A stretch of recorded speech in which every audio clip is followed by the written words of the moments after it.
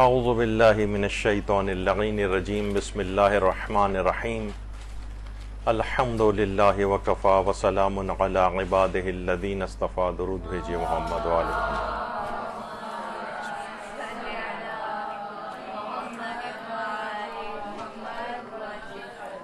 سب سے پہلے تو آپ سب لوگوں کو جشن ولادت باسعادت حضرت امام مہدی آخر الزماں اللہم صلی علی محمد و آل محمد بہت بہت مبارک ہو.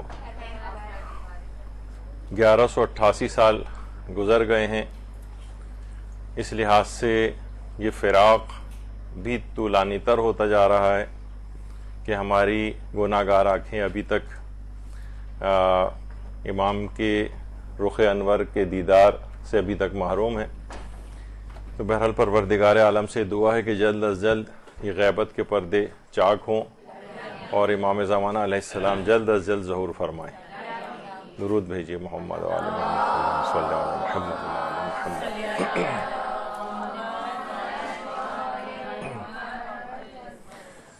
دیکھیے بہت ساری احادیث جس میں الگ الگ روایات ہیں، 4 5 6 7 قسم کی ایسی روایات ہیں جس میں تھوڑے سے لفظوں کا اختلاف ہے کہ من ماتا ولم یعرف امام زمانہ ہی ماتا میتۃ جاہلیہ، من ماتا بغیر امام ماتا میتۃ جاہلیہ.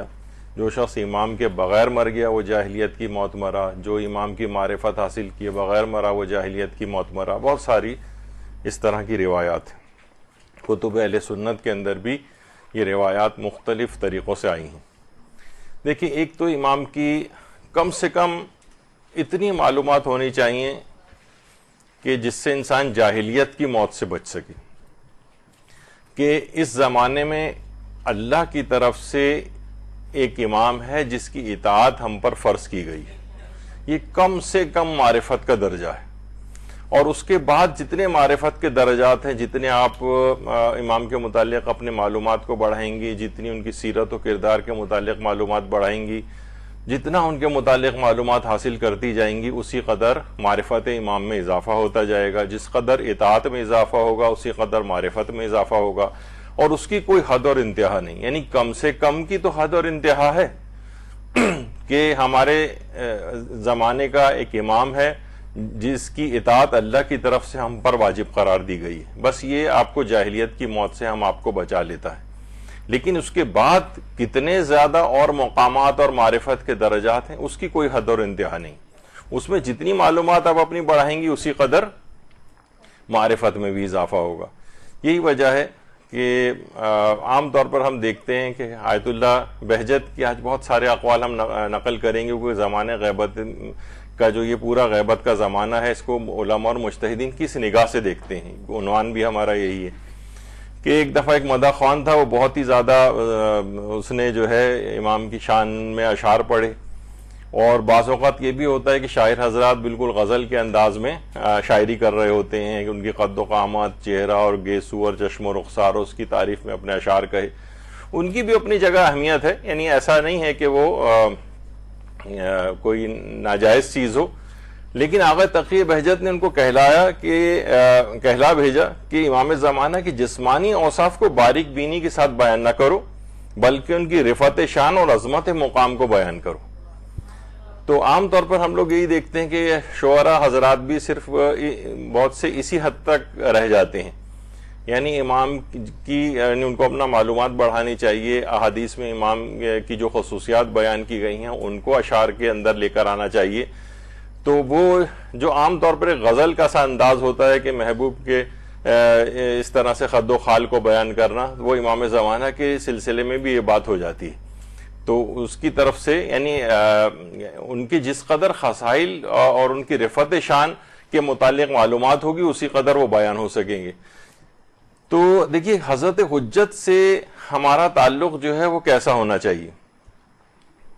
حضرت حجت سے ہمارا تعلق کیسا ہونا چاہیے اس کے متعلق بھی دیکھیے سید ہاشم حداد جو آیت اللہ سید علی آقا قاضی کے شاگردوں میں سے تھے، یہ فرماتے تھے جو شخص صبح کو بیدار ہو جائے اور احساس نہ کرے کہ حضرت ولی اثر اس کے ساتھ ہیں، ایسا شخص شیعہ نہیں ہو سکتا. یعنی شیعت کے بلند مقام کو کم سے کم وہ حاصل نہیں کر سکتا. جو شخص بھی بیدار ہو وہ اس کو احساس ہونا چاہیے کہ اس زمانے کا ایک امام ہے، ہمارے تمام افعال اور اعمال اس کی نگاہوں کے سامنے ہیں، اس تک پہنچائے جاتے ہیں۔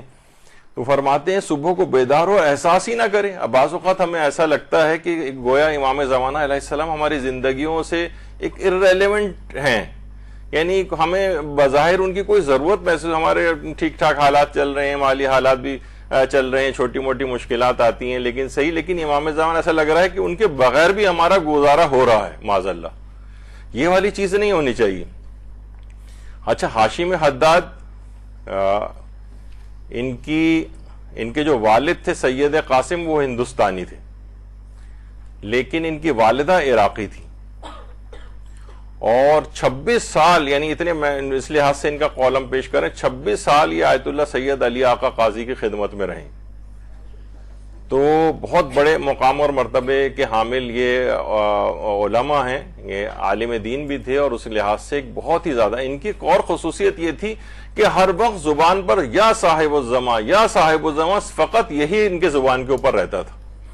یعنی انسان اپنی زندگی سے امام زمانہ کو اس طرح سے نہ نکالے، ہر وقت ان کو یاد رکھے۔ کم سے کم ایک چیز تو کل سے آپ کرنا شروع کر دیں کہ جیسے ہی صبح کو سب سے پہلے بیدار ہوں اور بستر سے آپ اٹھ کر بیٹھیں، اسی وقت السلام علیکہ یا صاحب العصر والزماں ضرور کہیں۔ اللہم صلی علی محمد وعلی محمد۔ یعنی امام زمانہ علیہ السلام کی یاد کے ساتھ وہ دن شروع ہو آپ کا، انشاءاللہ پورا دن بابرکت بھی گزرے گا، اور آپ دیکھیں گے کہ زندگی کے اندر بہت ساری اس طرح کی برکات آتی چلی جائیں گی، اور رابطہ بھی امام سے بڑھے گا۔ روزانہ سلام ہوگا، یقیناً ان کی طرف سے جواب بھی آئے گا، تو یہ سلامتیاں جو بھیجی جائیں گی اور ادھر سے ہوں گی، اس سے پوری زندگی بابرکت گزرے گی۔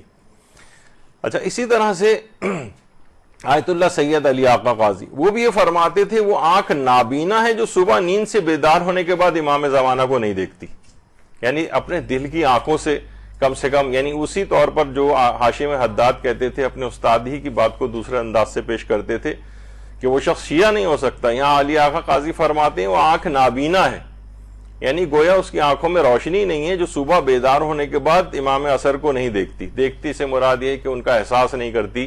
کم سے کم اتنا تو ہونا چاہیے کہ ہمیں ان کی موجودگی کا احساس ہو، ان کی یاد ایک ہمارے دلوں کے اندر ہو، جو کہ اب لگتا یہ ہے کہ وہ لوگوں کی اس سے نکلتی جا رہی ہے، اور بہت سی جگہوں پہ تو لگتا ہے کہ نکل چکی ہے۔ رجب علی خیاط، اچھا خود دیکھیے بہت سے عام آدمی بھی عشق امام زمانہ میں، بہت ضروری نہیں ہے کہ کوئی بہت ہی بڑا عالم دین ہو، بہت بڑا مجتہد ہو، ان میں تو ہوتی ہی ہے امام زمانہ کی محبت، لیکن عام آدمی بھی، رجب علی خیاط بھی انہی میں سے تھے۔ ان کے ایک شاگرد کہتے ہیں خود بھی ہمیشہ امام عصر کی طرف متوجہ رہتے تھے، اور صلوات کو کبھی بغیر وعجل فرجہم کے نہیں پڑھتے تھے۔ اللہم صلی علی محمد وعلی محمد۔ اور کہتے ہیں ان کی مجالس جو بھی ہوتی تھی کبھی امام زمانہ کے ذکر سے خالی نہیں ہوتی تھیں، دعائے فرج امام زمانہ بھی پڑھی جاتی تھی، اور آخری عمر میں جب انہیں احساس ہو گیا کہ اب میں مرنے والا ہوں اور ابھی تک حضرت حجت کا ظہور نہیں ہوا ہے، تو اپنے دوستوں کی طرف رخ کر کے کہا تھا کہ اگر تم لوگوں کو امام کا ظہور دیکھنا نصیب ہو تو آقا تک میرا سلام پہنچا دینا۔ یعنی ہر وقت ان کے ذکر سے، کہتے ہیں ان کی کوئی محفل خالی نہیں ہوتی تھی۔ دیکھیں رجب علی خیاط ویسے پیشے کے اعتبار سے درزی تھے، خیاط درزی کو کہتے ہیں، اور درزی کا پیشہ یعنی ان پیشوں میں سے بھی ہے کہ جو اسلام میں پسندیدہ پیشے شمار کیے گئے۔ حضرت لقمان نے بھی درزی کا پیشہ جو ہے وہ اختیار کیا تھا۔ تو بہرحال ہر وقت ان کی زبان کے اوپر امام عصر والزماں کا نام نامی رہا کرتا تھا، ہر وقت ان کی یاد ہوتی تھی، کوئی ذکر ایسا نہیں ہوتا تھا کہ کوئی ان کی یاد سے کبھی خالی ہو۔ تو یہی ایک عام آدمی تھے، لیکن اتنا عشق اور محبت میں امام کے بڑھ گئے تھے کہ آج تک ان کی سیرت کے اوپر آیت اللہ ری شاہری نے پوری کتاب لکھی ہے کیمیائے محبت کے نام سے۔ ایک تو کیمیائے سعادت ہے امام غزالی کی، وہ ایک الگ موضوع کی کتاب ہے اخلاقیات کی، یہ کیمیائے محبت کے نام سے آقا ری شاہری نے مکمل۔ رجب علی خیاط ایک عام شخص تھے، اور اس قدر یعنی امام زمانہ کے عشق کے اندر ڈوب گئے تھے کہ اب دیکھیں کہ اس کو بڑے بڑے علماء نے ان کی شخصیت کے اوپر کتاب لکھی۔ تو آقا ریشاری نے، تو آقا کو میرا سلام پہنچا دینا. یعنی ہر وقت اس طرح سے امام زمانہ کی یاد میں غرق رہتے تھے. ان کے ایک دوست بھی بیان کرتے ہیں کہ جتنے سال بھی میں ان کی خدمت میں رہا ہوں، میں نے احساس کیا کہ حضرت حجت کے ظہور کے علاوہ ان کی کوئی خواہش ہی نہیں تھی. ہماری تو دنیا جہان کی ایسی ایسی خواہشیں ہم دل کے اندر مچل رہی ہوتی ہیں جن کا تعلق فقط دنیا سے ہوتا ہے. کہہ رہے ہم نے احساس کیا کہ حضرت حجت کے ظہور کے علاوہ ان کی کوئی خواہش ہی نہیں. دوستوں کو بھی یقین دہانی کراتے تھے کہ جہاں تک بھی ہو سکے ظہور حجت کے علاوہ خدا سے کچھ اور نہ مانگو. یعنی اپنے مین فوکس کے اندر حضرت حجت کے ظہور کو رکھو. اور آپ کی حالت انتظار ایسی تھی جب بھی کوئی شخص امام زمانہ کے ظہور کے بارے میں بات کرتا تھا دوسرے سے تو ان کی حالت منقلب ہو جاتی تھی اور آنکھوں سے آنسو روا ہو جاتے تھے. یعنی اپنی زندگیوں میں اس قدر امام کی یاد، ان کا فراق برقرار رکھنا ہے. اور ہم دیکھتے ہیں کہ ہماری محافل اور جو آپس کی سیٹنگز اور گیدرنگز ہوتی ہیں اس کے اندر کوئی ایک جملہ بھی امام زمانہ کے لیے کبھی نہیں آتا. میں نے تو اکثر و بیشتر مردانہ جو گفتگو ہوتی ہیں، بیٹھکیں ہوتی ہیں، اس کے اندر بھی دیکھا ہے خواتین کی تو بدرجہ اولیٰ، مردوں میں پھر بھی کہیں نہ کہیں سے کوئی ذکر ایسے ہی نکل آیا تو تھوڑا بہت ایسی کبھی ذکر ہو گیا. لیکن خواتین کی تو جتنی بھی بیٹھکیں ہیں ان میں تو امام زمانہ کا لفظ کہیں سننے میں نہیں آتا ہے. آپ خود بھی آبزرو کر کے دیکھیے گا کہاں ہے. یعنی وہی ایک لاپرواہی والا اسٹائل ہے کہ ہمارا گزارا امام زمانہ کے بغیر بھی ٹھیک ہو رہا ہے. ٹھیک ہے، ویسے کبھی نام آئے گا تو ایک عقیدت ہوگی اور جھکے چلے جائیں گے زیارت میں ان کے نام پر. وہ اس طرح کی کچھ چیزیں ہیں اور وہ اچھی بھی ہیں، میں ان کی مذمت نہیں کر رہا، لیکن بات اس سے ذرا آگے کی ہونی چاہیے. آیت اللہ سید ہادی میلانی اس قدر امام زمانہ کی یاد کو دیکھیے باقی رکھنے کے کچھ عمومی طور پر طریقے بھی انسان کے، کس طرح سے گھروں میں ایسے تغرے آپ لگائیں، ایسی چیزیں جس میں امام عصر والزماں کا نام ہو. انہوں نے اپنے جہاں پہ بیٹھ کے درس دیتے تھے وہاں پہ باقاعدہ اوپر لکھ کے لگایا ہوا تھا یا صاحب العصر والزماں، اور یہ اس کے اندر لکھا ہوا تھا کہ آپ کا نام میں نے اپنے سر پر اس وجہ سے تحریر کروایا ہوا ہے، لکھ کر لگایا ہوا ہے تاکہ میرا سر آپ کے قدموں تلے جو ہے وہ آ جائے. یعنی یہ اب تو اس آیت اللہ ہادی میلانی، یعنی اس قدر ہر وقت یعنی جس سے یہ احساس ہو کہ واقعتاً امام کی یاد ان کے دل کے اندر ہے، لکھ کر باقاعدہ لگوایا ہوا تھا. ایک دفعہ بہت پہلے کوئی پچھلے درسوں میں نے ایک چیز ذکر کی تھی، ایک صاحب ایمان کی، کہ جنہوں نے اپنے گھر میں خالی فریم لگایا ہوا تھا. ہر کوئی آ کر پوچھتا تھا یہ خالی فریم کیوں، کوئی تصویر کیوں نہیں؟ تو وہ کہتے تھے کہ یہ یہاں پر امام زمانہ علیہ السلام کی تصویر جو ہے وہ میں لگاؤں گا جب وہ آئیں گے. تو یعنی ہر شخص آ کر پوچھ رہا ہے اور وہ بتا رہے ہیں. یعنی امام کی ہر وقت ان کے دل، یعنی وہ کہتے تھے میں اس وجہ سے بھی لگائی ہوئی ہے خالی فریم کہ میری زندگی میں احساس ہو کسی چیز کی، اہم ترین چیز کی میری زندگی میں کمی ہے، کسی اہم شخصیت کی کمی ہے. یہ جو میری زندگی سب سے زیادہ عزیز ترین شخص ہے، اس کو میں نے کبھی دیکھا ہوا نہیں ہے، لہٰذا وہ خالی فریم تصویر کا وہ لگایا ہوا تھا اور درمیان سے خالی. تو یہ محبت کے مختلف انداز ہوتے ہیں، طریقے ہوتے ہیں، ان کو یاد کرنے کے طریقے ہیں. جب یہ علماء کہتے ہیں کہ اپنے اداروں کے نام امام کے نام پر رکھیں، اپنے بچوں کے نام ان کے نام اور ان کے القاب کے اوپر رکھیں، اسکولوں کے نام ہوں، مدرسوں کے نام ہوں. الحمدللہ ہمارا مدرسۃ القائم انہی کے ایک لقب کے اوپر ہے. تو بہرحال اس لحاظ سے یہ سب چیزیں بڑی اہمیت کی حامل ہیں کہ ہر چیز یعنی مختلف انداز و طریقے سے ان کی یاد آپ کے دل میں تازہ ہو. کیونکہ یہ بات ویسے بہت نامانوس ہے کہ کسی کا امام ہو، موجود ہو، زندہ ہو، اسی کے زمانے میں زندگی بسر کرتا اور آنکھوں سے اوجھل ہو. اور ہم آپ لوگوں کی بھی بڑی خصوصیت ہے اور ایک فضیلت ہے بہرحال اس لحاظ سے کہ جس امام کو کبھی آنکھوں سے دیکھا نہیں ہے اس کے اوپر ایمان اور اعتقاد رکھتے ہیں. تو بہرحال لیکن یاد سے، اس لحاظ سے اعتقاد سے بڑھ کر ایک یاد بھی ان کی باقی رہنی چاہیے. اور اسی طریقے سے آیت اللہ سید عبد الکریم کشمیری، یہ خود امام زمانہ کے عشق میں ہر وقت گرفتار تھے اور اس کا اظہار کرتے تھے.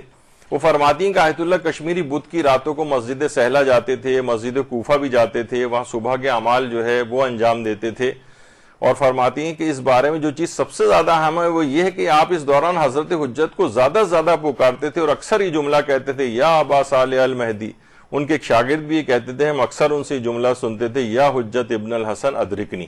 امام زمانہ سے بہت زیادہ مدد طلب کرتے تھے. آیت اللہ سید عبد الکریم کشمیری بڑے عرفاء کے اندر ان کا شمار ہوتا ہے. اور ویسے تو ان کے والد کشمیر سے تعلق رکھتے تھے. یہ خود تو خیر کربلا میں پیدا ہوئے تھے لیکن ان کے والد کشمیر سے تعلق رکھتے تھے. تو یہ بھی ہر وقت امام زمانہ کے عشق کے اندر گرفتار تھے، ہر وقت ان کا تذکرہ کرتے تھے کہ ہم ابھی کس عنوان کے تحت بات کر رہے ہیں کہ امام زمانہ سے ہمارا تعلق کیسا ہونا چاہیے، اس ہیڈنگ کے تحت ایک گفتگو ہو رہی ہے ابھی آپ سے. تو ہر وقت ان کی یاد، ہر وقت ان کا تذکرہ، باتوں میں گھر والوں کے ساتھ، جب آپ اپنی سہیلیوں کے ساتھ بیٹھے اس وقت امام کا تذکرہ ہو، کسی نہ کسی بہانے سے تذکرہ ہو، کسی نہ کسی علامت کے تحت تذکرہ ہو. ہر وقت ان کی یہ نہیں کہ بس 15 شعبان کا اور اس سے ملحقہ دنوں کا انتظار کیا جائے کہ جب آئے گی 1 سال بعد پھر اب ہم امام کو یاد کریں گے. تو بہرحال یہ چیزیں بڑی اہم ہیں.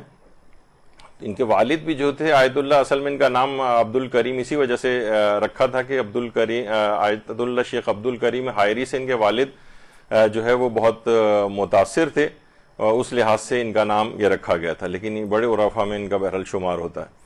اسی طریقے سے آقا گل احمد تہرانی، یہ بھی ایک بڑے عارف قسم کے ایک شخص گزرے ہیں. ہر وقت وہی بھی یہ فرماتے تھے کہ ہم لوگ سب صفر کی مانند ہیں اور امام زمانہ کا وجود مقدس ایک ہے.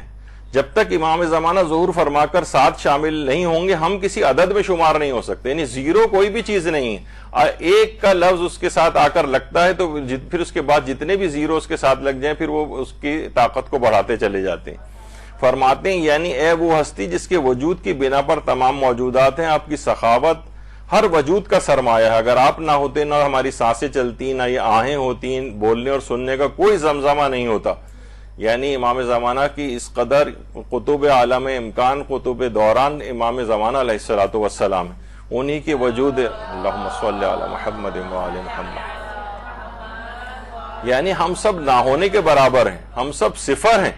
جب تک امام زمانہ کی ہستی ہمارے ساتھ نہیں لگے گی، جب تک ہماری کوئی وقت اور ویلیو بھی نہیں ہوگی، نہ ہم اپنے وجود کو اس دنیا میں باقی رکھ سکتے ہیں. تو اس طرح کی ایک تعلق ان کے ساتھ ہونا چاہیے. اور وہ یہ بھی فرماتے تھے کہ ایک زمانے میں خدا کا ارادہ ہوا تھا کہ قوم پر عذاب نازل کرے. یہ بات خدا نے اپنے پیغمبر کو بتا دی، لیکن کچھ مدت گزرنے کے بعد لوگوں نے دیکھا کہ عذاب ہی نہیں آیا، سب لوگ ویسے ہی آرام سے زندگی گزار رہے ہیں.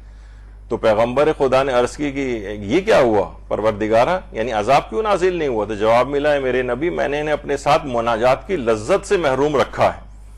کسی قوم کے لیے اس سے بڑھ کر کوئی عذاب میرے خزانے میں نہیں ہے، اس لیے اس قوم کو میں نے اس عذاب میں مبتلا کیا ہے. یعنی ان کے دلوں سے مناجات کی لذت ہٹا دی، اس سے بڑھ کر عذاب کون سا ہوگا؟ تو فرماتے ہیں اس زمانے میں افسوس کی بات یہ ہے کہ خدا کی طرف سے سب سے بڑا عذاب یہی کہ امام زمانہ کی یاد ہمارے دلوں میں باقی نہیں رہی. پتہ نہیں کسی جگہ روایت میں نے پڑھا تھا، مجھے اچھی طریقے سے اس کے الفاظ یا ریفرنس اس وقت یاد نہیں ہے کہ ایک دفعہ ایک نبی خدا نے یہی بات حضرت یوسف کے بھائیوں کے سلسلے میں کہ اتنا بڑا گناہ کیا اور یوسف نبی خدا کو جو ہے وہ اس کے اندر کنویں کے اندر ڈالا، ان کے قتل کا ارادہ کیا، ستاتے رہے، تو کوئی عذاب کیوں نہیں آیا؟ تو کہا اس سے بڑھ کر عذاب کیا ہوگا کہ مناجات کی لذت کو ہم نے ان کے دلوں سے نکال لیا. دیکھا جائے یہ بہت بڑی چیز ہے، کوئی آہو فغا نہیں ہے. میں نے بتایا تھا اس سے پہلے بھی کہ جو پرانے کچھ علماء تھے جو اپنے شاگردوں کو کہتے تھے یہ کیا ہے کہ تم لوگ جب میں گزرتا ہوں نماز شب کے اوقات میں تو بستر پہ پڑے سو رہے ہوتے ہو اور کوئی مناجات کی، کوئی آہو بکا کی، کوئی چیخ و پکار کی آواز پروردگار کے لیے جو راتوں کو اٹھ کر ہوتی ہے، یہ تمہارے کمروں سے مجھے آواز نہیں آتی. کل سے اگر مجھے اس طرح کی کوئی آواز نہ آئی تو میرا درس بالکل ختم. تو پھر شاگرد اس طرف متوجہ ہوئے کہ ان راتوں کو یاد پروردگار اور مناجات وغیرہ میں بھی لگانا چاہیے. ایک بہت بڑا ہمارے ساتھ المیہ ہو گیا ہے کہ خدا کی یاد بھی اسی لحاظ سے ہو گئی اور ہمارا کوئی رات کو ایک تو دیر تک ویسی لاہو و لائب میں واٹس ایپ اور فلاں الٹے سیدھے میسیجز اور جوکس جو ہیں ایک دوسرے کو سنانا اور ایک دوسرے کو فارورڈ کرتے رہنا، یعنی وہ والی چیز ہی ختم ہو کے رہ گئی. تو جب یاد خدا ہی باقی نہیں رہی، اس کی مناجات نہیں رہی، تو ظاہر امام زمانہ علیہ السلام کی بھی نہیں رہی ہے. تو یہ آج کل کے زمانے میں غیبت امام زمانہ میں ایک بہت بڑا عذاب بھی یہ ہے کہ امام زمانہ کی یاد ہمارے دلوں میں نہیں ہے، ان کے لیے کوئی دکھ کا کوئی احساس نہیں ہے کہ ہمارا امام ہماری آنکھوں سے غائب ہے اور ہم اس کو دیکھ نہیں پاتے، اس سے مل نہیں پاتے، اس سے اپنی بات اس لحاظ سے نہیں کہہ پاتے. تو یہ انسان کو واقعتاً سوچنا چاہیے اور استغفار کرنی چاہیے کہ ایسی چیز ہمارے ساتھ کیوں واقع ہو گئی. دیکھیے آج کل کی سب سے بڑی مصیبت کیا ہے؟ سب سے بڑی مصیبت عبد اللہ بہجت سے سوال پوچھا گیا کہ ہم دعاؤں میں، یہ ماہ رمضان کی دعاؤں میں سے کہ لا تجعل مصیبتنا فی دیننا، کہ ہمارے لیے دین میں کوئی مصیبت قرار نہ دینا. تو ان سے پوچھا گیا یہاں دین کی مصیبت سے کیا مراد ہے؟ تو آقا بہجت نے فرمایا اس مصیبت سے وہی مراد ہے جس کا ہمیں اس وقت سامنا ہے، یعنی امام زمانہ سے جدائی. اس سے بڑھ کر مصیبت کیا ہو سکتی ہے؟ خدا ہی جانتا ہے اس جدائی کی وجہ سے ہمیں کن کن محرومیوں کا سامنا کرنا پڑ رہا ہے، اور دین میں مصیبت کا لازمہ دنیاوی مصیبتیں بھی ہیں. یعنی جتنی ہمیں دنیاوی مصیبتیں بھی آ رہی ہیں یہ اس دینی مصیبت کی وجہ سے بھی آ رہی ہیں کہ ہمارا امام سے ہماری جدائی ہے. ایک تو فزیکل جدائی بھی ہے، وہ تو پروردگار کے اختیار میں ہے کہ کب وہ انہیں اذن ظہور دے گا، اور ایک قلبی جدائی بھی ہو گئی. یہ بہت بڑی مصیبت ہے، دین کی بہت بڑی مصیبت ہے، جس کا ہم بار بار اس لحاظ سے تذکرہ کر رہے ہیں کہ امام زمانہ کے لیے کوئی تڑپ دل کے اندر پیدا نہیں ہو رہی، کوئی فراق ان کے لیے نہیں ہے. کوئی گویا، میں نے اس سے پہلے ایک جملہ بہت معذاللہ سخت استعمال کی، irrelevant ہے، یعنی کوئی خاص ضرورت نہیں ہے ہمیں امام کی، ایسا محسوس ہو رہا ہے. اس کے بغیر بھی ان کے بغیر بھی اچھا گزارا ہو رہا ہے معذاللہ. تو بہرحال یہ دین کی ایک بہت بڑی مصیبت ہے. تو آیت اللہ بہجت فرماتے تھے امام کا غائب ہونا بہت بڑی مصیبت ہے. البتہ دو چیزیں اس کے متعلق انہوں نے بتائیں جس سے اس مصیبت کو ختم کیا جا سکتا ہے. ایک ہے سورہ مومنون کی تلاوت کرنا اکثر و بیشتر، اور زیادہ صدقہ دینا. اس لحاظ سے بھی صدقہ دینا چاہیے. ہم اپنے دنیاوی مصیبتوں کی نیت کر رہے ہوتے ہیں اور اپنی خاص حاجات کی نیت کر کے صدقہ دے رہے ہوتے ہیں. ایک ہے کہ امام زمانہ کا جلد ظہور ہو جائے، اس نیت سے بھی صدقہ دینا چاہیے. امام زمانہ کی جو مشکلات، دکھ اور پریشانیاں ہیں، اگرچہ وہ پروردگار کی حفاظت میں ہیں، اس لحاظ سے ہیں، لیکن بہت سے علماء کا کہنا ہے کہ جب شیعوں کے بھی اعمال ان تک پہنچتے ہیں اور وہ غمگین ہوتے ہیں، اور جتنے بھی دنیا کے اندر مظالم ہوتے ہیں اس کے تو امام زمانہ ظاہر ہے اسی دنیا میں اسی جسم کے ساتھ موجود ہیں، تو وہ بیمار بھی پڑ جاتے ہیں، شدید غمزدہ بھی ہوتے ہیں. تو اس لحاظ سے بھی ان کے لیے صدقہ دینے کی تاکید آئی ہے. تو یہ ایک بہت بڑی مصیبت ہے امام زمانہ کا آنکھوں سے اوجھل ہونا، امام کا غائب ہونا. فرماتے ہیں کہ دو طریقوں سے، صدقہ دے کر اور سورہ مومنون کی زیادہ تلاوت کر کے ہم اس مصیبت سے اپنے آپ کو بچا سکتے ہیں، اور یہ مصیبت جلدی ختم ہو سکتی. اسی طریقے سے ہمارے علماء آیت اللہ شیخ کوہستانی مازندرانی وہ بھی یہ بات فرماتے تھے کہ غیبت امام زمانہ میں سب سے بڑی بلا اور مصیبت مومنین کی اپنی ذمہ داریوں سے لا علمی ہے. ایک تو خود بہت بڑی مصیبت امام زمانہ کا غائب ہونا ہے، پھر اس مصیبت کے اندر ایک اور بڑی مصیبت یہ ہے کہ صاحبان ایمان اپنی ذمہ داریوں سے ہی ناواقف ہیں، انہیں پتہ ہی نہیں کہ ہمیں کیا کرنا ہے، غیبت کے زمانے کو کیسے گزارنا ہے. دیکھیے کوئی عام آدمی نہیں تھے. آیت اللہ کوہستانی یہ جب نجف میں تھے، اس کے بعد پھر کوہستان آئے تھے، تو علماء نے کہا تھا کہ انہوں نے کوہستان کو بھی نجف بنا دیا تھا. یعنی اس قدر جب اتنی بڑی علمی شخصیت جو ہے یہ آئی تھی وہاں پر. آیت اللہ مرشی نجفی بھی کہتے تھے کہ یہ لنگر زمین ہے، یعنی بہت سارے افراد ایسے ہیں کہ جن سے واقعی ہم کہتے ہیں نا کہ یہ دنیا قائم ان لوگوں کی وجہ سے. فرماتے تھے ان کی وجہ سے گویا یہ دنیا چل رہی ہے. بہت سے نیک افراد اس قسم کے ہوتے ہیں، ان میں آیت اللہ کوہستانی کو آیت اللہ مرشی نجفی قرار دیتے تھے. اور خود آیت اللہ سید محمد رضا گلپائگانی بھی کہتے تھے کہ پہلے عین الیقین کی حد تک ان کا زہد، تقوی، علم وغیرہ عین الیقین کی حد تک تھا، جب سے علم الیقین کی حد تک تھا. جب سے میں نے ان کو آ کر دیکھا ہے تو وہ اب عین الیقین کے اندر بدل گیا ہے کہ سب چیزیں اس شخص کے اندر موجود ہیں. تو بڑے بڑے عرفاء اور شخصیات یہ فرمانے کہ اس وقت کی سب سے بڑی بلا اور مصیبت جو ہے یہ مومنین کی اپنی ذمہ داریوں سے لا علمی. کسی بھی مومن سے آپ پوچھیں کہ کیا وہ خود سوچ کے کوئی فینسی، آج کل تو لوگ تقاریر بھی بہت اچھی کر لیتے ہیں نا، تو کوئی بھی سوچ کے ایک ایسی چیز آپ کو بتا دیں گے جی آج کل یہ ہماری ذمہ داری ہے. لیکن وہ ذمہ داریاں نظر بھی تو آنی چاہیے، یعنی ان کو پتہ تو ہو. کوئی آپ سے کوئی کہے کہ جناب آپ ایسا کریں 5 ذمہ داریاں کم سے کم بتائیں غیبت امام زمانہ میں کون سی، تو ہر آدمی ذرا سوچ کے ہکا بکا اور حیران پریشان ہوگا اور ایسی کامن سینس لگا کے ہو سکتا ہے کچھ بتائے. لیکن باقاعدہ اس سلسلے میں کیا روایات آئی ہیں، علماء نے کیا چیزیں بتائی ہیں، وہ کچھ آج ہماری گفتگو میں بھی ذکر ہوں گی، اور مطالعہ کے لیے کتابیں وغیرہ بھی موجود ہیں، اس میں بھی آپ دیکھ سکتی ہیں. خود معرفت امام زمانہ کے نام سے ایک کتابچہ مدرسے نے شائع بھی کیا ہے، اور اس کے اندر 110 سوالوں کے جوابات ہیں امام زمانہ کے متعلق. اور غیبت امام میں 35 ذمہ داریوں کا اس میں تذکرہ ہے. ویسے تقریباً 100 سے زائد ہے جس کا خلاصہ کر کے ایک چھوٹے عدد میں 35 میں جمع کر لیا گیا. یہ کتابچہ مدرسے میں بھی دستیاب ہے, نیچے بھی جا کر آپ کاؤنٹر سے لے سکتی ہیں. تو معرفت امام زمانہ, تو کچھ نہ کچھ انسان کو اپنی ذمہ داریوں کا احساس ہو کہ مجھے کرنا کیا ہے. دیکھیے غیبت امام زمانہ علیہ السلام کو کہا جاتا ہے کہ امتحان اور آزمائش کا دور ہے. امتحان اور آزمائش, یہ کوئی عیش و عشرت کا, پرسکون زندگیاں گزارنے کا بالکل اس طرح کا دور نہیں ہے جیسے کوئی ایگزامینیشن ہال کے اندر موجود ہو, بستر وہاں پہ لگا کے تکیہ لگا کے لیٹا ہو, تو ہر آدمی آ کے مذمت کرے گا بھائی یہ ایگزامینیشن ہال ہے, آرام کرنے کے اور وقت دیکھے جائیں گے, یہاں پر تو آپ امتحان دیجئے. تو یہ غیبت کے زمانے کو اس انداز سے گزارنا ہے, یہ کہ امتحان کا اور آزمائشوں کا دور ہے. اس کے اندر اپنی ذمہ داریاں, اس پیپر کی تیاری, اس کی جتنی بھی ریکوائرمنٹس ہیں اس کو پورا کرنا ہے آپ نے, تاکہ وہ اس کا نتیجہ جو اچھا سامنے آئے. ہم نے اس کو جو ہے عیش و عشرت کا دور سمجھ لیا ہے. یہ ایک بہت بڑی ویسی بات ہے. یہی وجہ ہے کہ ہمارے چھٹے امام جعفر صادق علیہ الصلوۃ والسلام, اللہم صلی علی محمد وعلی محمد, فرماتے ہیں غیبت کے زمانے میں امتحان لوگوں کو اس طرح سے ہلا کر رکھ دے گا کہ بہت سارے اس حساس اور نازک موڑ پر منہ پھیر لیں گے.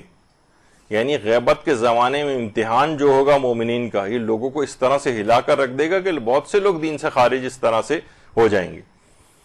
اور ہمارے 5ویں امام محمد باقر علیہ الصلوۃ والسلام, اللہم صلی علی محمد وعلی محمد, فرماتے ہیں یہ سب کچھ ایک طویل غیبت کے بعد ہوگا تاکہ اس بات کا فیصلہ ہو جائے کہ کون زمانے غیبت میں اللہ کا فرما بردار ہے اور اس پر ایمان رکھتا ہے. یعنی زمانے غیبت میں اللہ کا فرما بردار ہونا ہے اور اس پر ایمان کو اپنے ظاہر کرنا ہے کہ ہم اللہ کو ماننے والے ہیں, ہم اس کے احکامات کے مطابق چلتے ہیں. کہہ رہے ہیں یہ طویل غیبت میں اس بات کا فیصلہ ہوگا کون زمانے غیبت میں فرما بردار ہوگا. یہاں پر عیش و عشرت کی زندگی گزارنا, فسق و فجور کی زندگی گزارنا, لاپرواہی دین سے گزارنا, یہ اس کا معنی یہ ہے کہ اللہ کا نافرما بردار بننا, یہ جو ہے غیبت کا زمانہ ہے, طویل امتحان گاہ کا دور ہے. یہ فسق و فجور میں عیش و عشرت کے ساتھ گزارنے کا دور نہیں ہے. اور شیخ صدوق سے ایک روایت نقل کی گئی ہے کہ حضرت امام موسیٰ کاظم علیہ الصلوۃ والسلام سے سوال پوچھا گیا تھا, جس میں یہ امام نے چیز فرمائی تھی اس آخری زمانے میں قومیں مرتد ہو جائیں گی اور کچھ لوگ ہی دین پر ثابت قدم رہیں گے. دیکھیے ابھی کچھ سے پہلے جو وبا وغیرہ چلی ہے, اس کے بعد جو اس کا انالیسس ہوا تھا اور ماہرین نے 2 تجزیے اس میں پیش کیے تھے. ایک تو کہا تھا کہ بے حیائی اور فحاشی اس کے بعد بہت بڑھے گی اس وبا کے بعد, اور لوگ جو اور الہاد بہت بڑھے گا, ملحد ہونا, اللہ کو لوگ ماننے سے انکار کر دیں گے. اس زمانے میں بھی دیکھیے کتنے وہ بنائے گئے تھے اور لوگوں نے بہت کہ یہ دیکھیے کتنی یہ مقدس جگہیں ہیں, یہاں پر بھی پابندیاں لگ گئی ہیں اور سب کچھ ہے, اور اللہ نے کیا کیا, لیکن ایک آزمائش کو اور ایک امتحان کو اور ایک بیماری کو اور ایک وبا کو انہوں نے الہاد کی دلیل کے طور پر پیش کیا. تو کتنے ہی لوگ ہیں جو کچے دماغوں کس طرح سے ہوں گے کہ جن کے پاس ان کے جوابات نہیں ہیں, یا تو وہ ارتداد کی طرف چلے جائیں گے. تب غیبت کا طویل دورانیہ جو ہے, یعنی اس عرصے میں قومیں مرتد بھی ہو جاتی ہیں, اس سے بھی اپنے آپ کو بچانا ہے. اور آج کل خاص طور پر یہ جو انالیسس ہوا ہے اس کے اندر بہت تیزی کے ساتھ انٹرنیٹ اور سوشل میڈیا کے اوپر اتنے زیادہ ملحدین اور مرتد قسم کے افراد, یعنی خود مجھے بھی کچھ عرصے پہلے پتہ چلا کہ میرے اپنے ایک میڈیکل کالج کے کلاس فیلو جو ڈاکٹر جو اس وقت بہت بڑے اسپیشلسٹ ہیں, وہ اس وقت حالانکہ مومن تھے اور وہ معلوم چلا کہ وہ مرتد ہو گئے ہیں, اور اس کے بعد اب اللہ کو بھی نہیں مانتے ہیں بلکہ وہ عالمی کوئی الہاد کی کوئی تنظیم ہے ملحدین کی, اس کے کوئی بہت بڑے عہدے کے اوپر بھی فائز ہو گئے.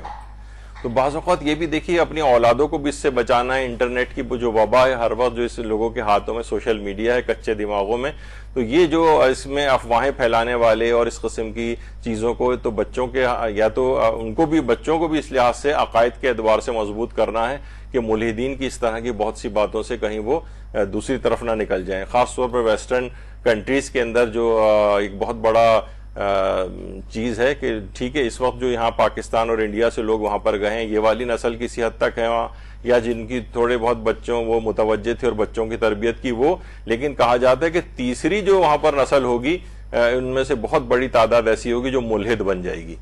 یعنی وہ بس ان کے ہاتھ سے اس لحاظ سے دین نکل جائے گا. تو ایسے افراد کو بھی وہاں پہ بہت زیادہ متوجہ ہونا ہے, الرٹ ہو کر بیٹھنا ہے اپنی اولادوں کے سلسلے میں. اور خاص طور پہ اس وبا کے بعد اس میں نامعلوم اس میں سازشی عناصر کتنے ہیں کہ پہلے سے اس بات کی بھی پریڈکشن کر دی گئی, فحاشی بے حیائی اور الحاد پھیلے گا اس کے بعد.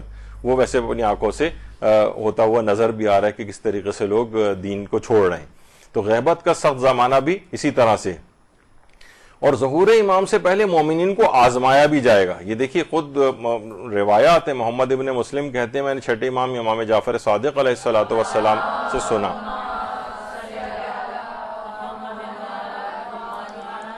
کہ حضرت قائم کے ظہور سے قبل کچھ علامات ظاہر ہوں گی. میں نے عرض کیا کہ یا اللہ مجھے آپ پر فدا کرے, وہ علامات کیا ہیں؟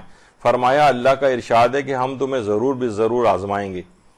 یعنی قائم سے قبل تم مومنین کو خوف سے, دہشت, بھوک, مال و جان اور پھلوں کی کمی یعنی آل اولاد وغیرہ کی کمی جیسی کسی چیز کے ساتھ, اور خوشخبری دے دیجئے ان کو جو صبر کرنے والے.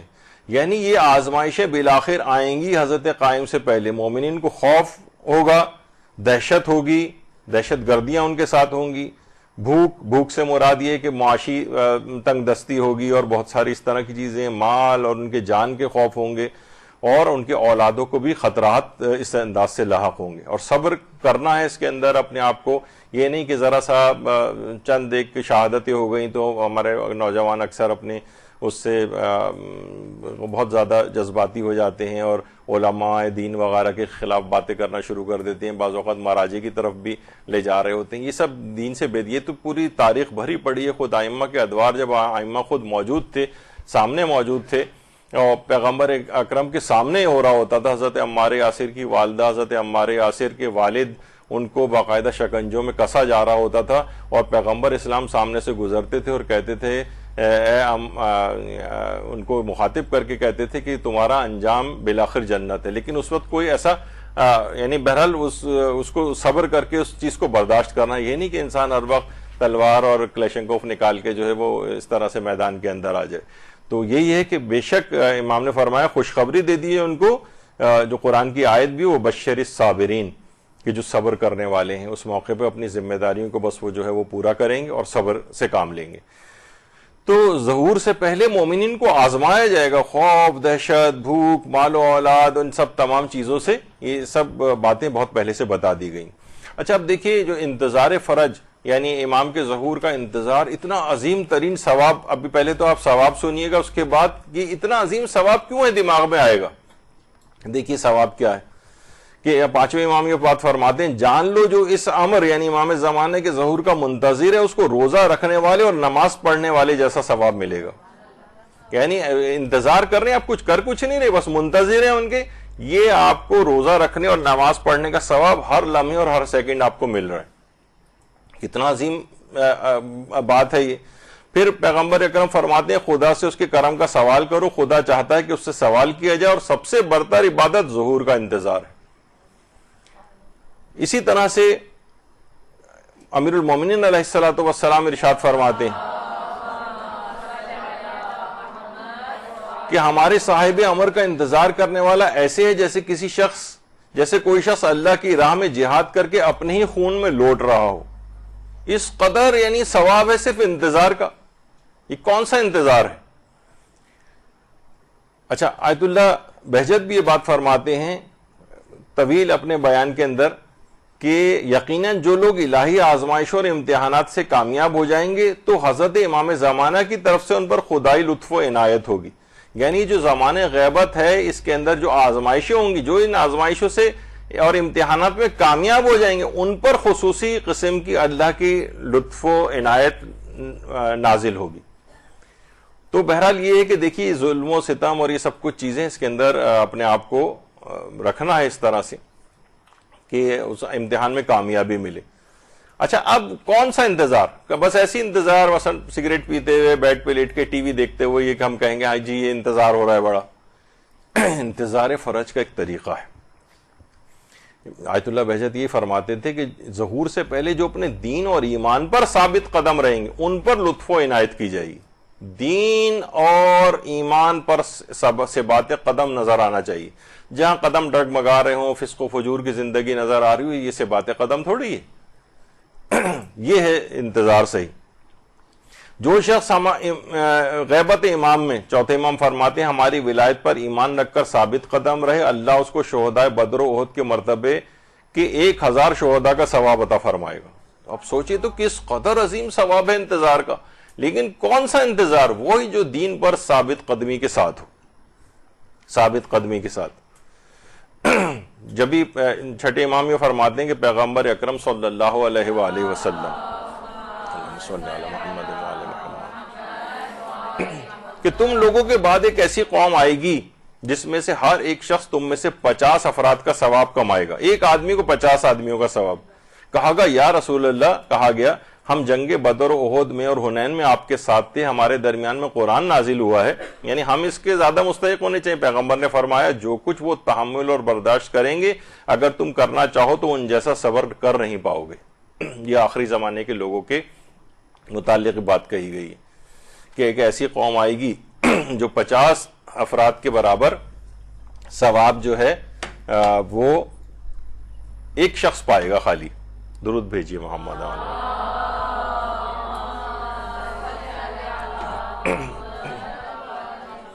تو یہ ہے غیبت کا زمانہ، یہ ثابت قدمی سے گزارنے کا، اس میں اجر و ثواب ہے.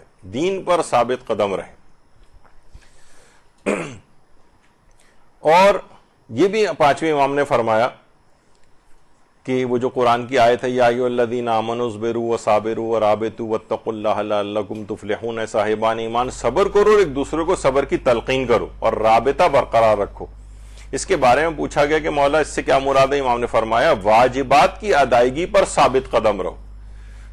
دیکھیے بہت سے لوگوں کو جب یہ بات بتائی جاتی ہے غیبت امام زمانہ میں سب سے اہم ترین فریضہ اپنے واجبات پر عمل، تو ان کو یہ بات سمجھ میں نہیں آتی. واجبات پر عمل، گناہوں سے بچنا، یہ وہ کہتے ہیں یہ تو بس آپ تسبیح گروپ ٹائپ کی باتیں کر رہے ہیں، عملی میدان میں آنا چاہیے.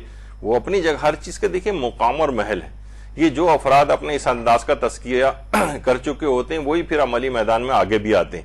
واجبات و حرام سے اپنی پہلو تہی کر کے آپ کہیں گے میں کسی خیالی دنیا کے اندر اپنے آپ کو لے جانا. تو بہرحال واجبات کی ادائیگی پر ثابت قدم رہو، دشمنوں کی اذیت پر ایک دوسرے کو صبر کی تلقین کرو اور اپنے امام مہدی منتظر سے رابطہ رکھو. یعنی گویا امام زمانہ سے ایک رابطہ، ایک قلبی رابطہ، ہر وقت آپ کو فزیکل رابطہ تو ان سے ممکن نہیں ہے لیکن قلبی رابطہ مستقل ان کے ساتھ اپنا استوار کر کے رکھنا، جس کی کچھ طریقے ابھی آگے چل کے بھی شاید آئیں. تو اس میں ایک اہم ترین چیز یہ ہے کہ انسان جتنا بھی اپنے واجبات پر عمل کر سکے. اور اس زمانے میں غیبت، جو ہمارے پانچویں امام نے غیبت امام میں شیعوں کی ذمہ داریوں کی طرف اشارہ کرتے ہوئے فرمائی ہے یہ بات گیال المکارم میں بھی ہے کہ تم میں سے صاحبان قدرت ضعیفوں کی مدد کریں، غنی اور مالدار فقیروں کی دستگیری کریں، ہر انسان اپنے بھائی کو مفید نصیحت کرے. ہمارے یہاں ایک مسئلہ یہ بھی ہے، کہنا سننا ایک دوسرے کو بالکل چھوڑا ہوا ہے. کوئی صاحبان قدرت ہے، ان کے پاس حکومتی کچھ عہدے آ جاتے ہیں تو وہ صاحبان ایمان کبھی ان کے پاس جاتے بھی ہیں تو وہ سوچتے ہیں میں اگر یہ اس طرح سے کروں گا اور سفارش یا کوئی بھی اس طرح کی جو جائز سفارش بھی ہوتی ہے تو لوگ کہیں گے اچھا یہ اپنے لوگوں کی وہ کر رہا ہے، تو وہ ان سے بھی پہلو تہی کر. جو صاحبان قدرت ہیں وہ ان لوگوں کی مدد نہیں کرتے. غنی اور مالدار بھی جو ہے ان کے پاس کوئی آتا ہے تو اٹھا کے کسی اور کی طرف بھیج دیتے ہیں کہ آپ ایسا کریں، فلاں تنظیم کے پاس چلے جائیں، فلاں ادارے کے پاس چلے جائیں، فلاں صاحب کے پاس چلے جائیں، خود مدد نہیں کرتے. تو یہ اپنے اوپر بھی رکھ کے دیکھنا چاہیے کہ جو کوئی شخص آپ کے پاس اس انداز سے آئے اور آپ خود اس کی مدد کر سکتے ہوں تو بجائے آپ ادھر ادھر دوسروں کو ریفر کرنے کے خود اپنے پاس سے کریں. ہاں جو آپ کی اس سے باہر ہو تو اس میں پھر آپ دوسروں کی طرف ریفر کر سکتے ہیں. لیکن غیبت کے دور میں انتظار جو جسے کہا جائے جو اس قدر ثواب بتائے گئے اس سے پہلے کہ اپنے خون کے اندر لوٹ رہا ہو جہاد کرتے وقت اور اتنے شہیدوں اور اس کا ثواب حاصل کر رہا ہو اور ہر وقت اس کی نماز اور عبادت کا اور روزے کا ثواب اس کو مل رہا ہو تو وہ کون سا والا انتظار ہوگا؟ یہ والا انتظار ہوگا جس میں اپنی ذمہ داریاں پوری کی جا رہی ہیں. یہ بہت اہم ہے. دیکھیے ایک لاپرواہی والی زندگی، میں نے ایک دفعہ بہت پہلے بھی اس کو نقل کیا تھا کہ دو بچے ہیں وہ اپنے اپنے گھروں کے اندر سو رہے ہیں اور صبح جب اسکول کی جب وین آتی ہے تو ایک بچہ وہ ہے کہ جو کہ صبح رات سے اپنا بیگ تیار کر کے رکھ رہا ہوتا ہے، اور اس کے بعد صبح ہی صبح اٹھتا ہے اور پھر تیار ہوتا ہے بیگ لے کے اور ناشتہ کرتا ہے، اور پھر اسکول بس کے انتظار میں آ کر کھڑا ہوتا ہے. ایک منتظر یہ، اور ایک ہے وہ جو رات سے بستر کے اوپر سو رہا ہے، نہ اس کو اٹھنے کی کوئی پرواہ، نہ اس نے کوئی الارم لگایا، نہ کچھ کیا. اب وہ کس کو کہا جائے گا کہ یہ منتظر ہے؟ منتظر وہ جو تیاری کے ساتھ انتظار کر رہا ہوگا، جیسے وہ بچہ. اور اسی طریقے سے یہ جو بستر پہ لیٹا ہوا ہے، جس کو کوئی پرواہ ہی نہیں ہے، اسکول کی بس آئے تو آ کر چلی جائے.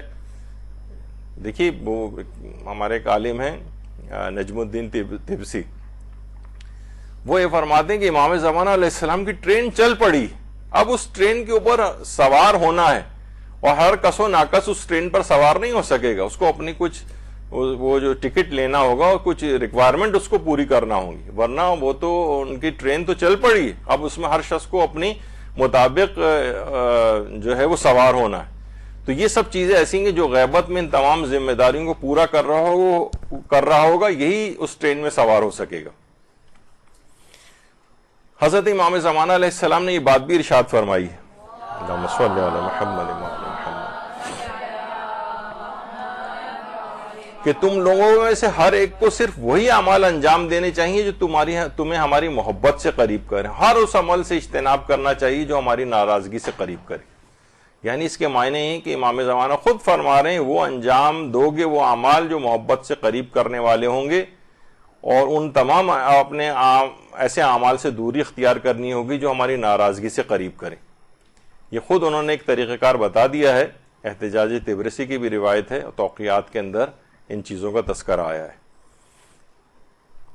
چھٹے امام یہ بھی فرماتے ہیں کہ تم میں سے ہر ایک کے لیے ضروری ہے کہ امام عصر کے ظہور کے لیے وسائل کو مہیا کرے، چاہے ایک تیر ہی کیوں نہ صحیح.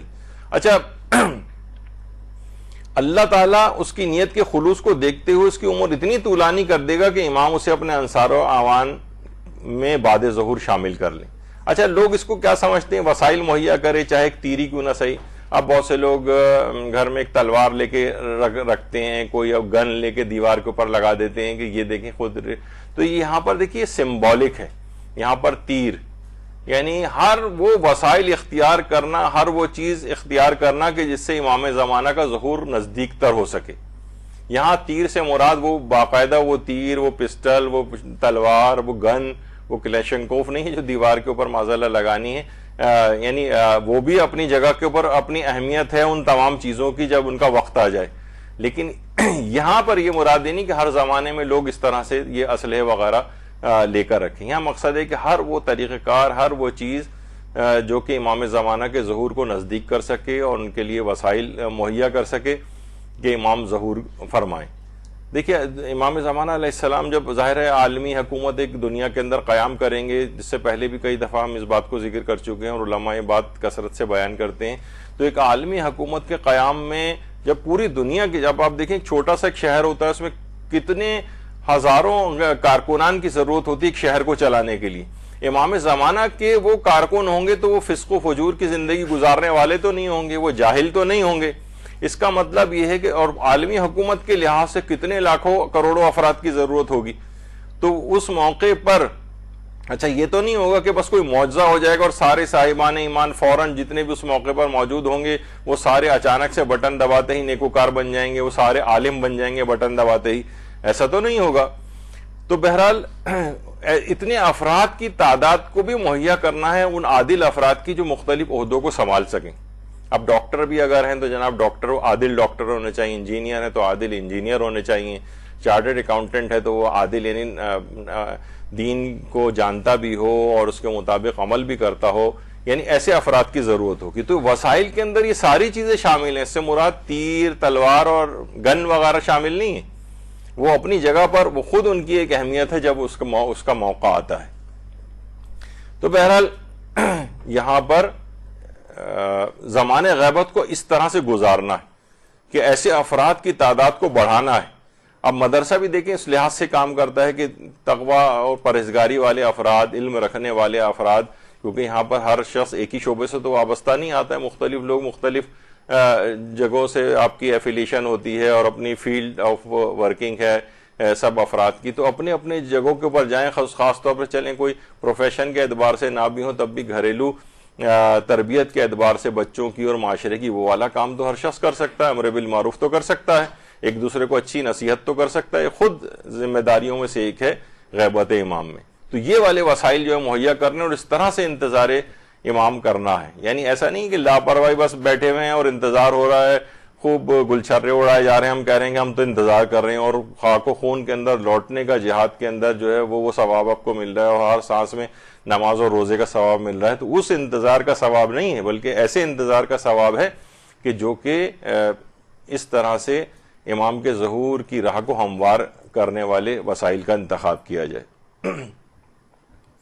گناہوں سے اجتناب علی الخصوص، خود امام فرماتے ہیں کہ اگر ہمارے شیعہ گناہوں سے اجتناب کریں تو اللہ کے لطف و کرم سے ان کا انجام بخیر ہوگا۔ گناہوں سے اجتناب یہ بہت ہی زیادہ ضروری ہے، غیبت امام میں سب سے بڑا فریضہ یہی ہے، یعنی انسان اپنے واجبات پر عمل کرے اور تمام گناہوں سے اپنے آپ کو بچائے۔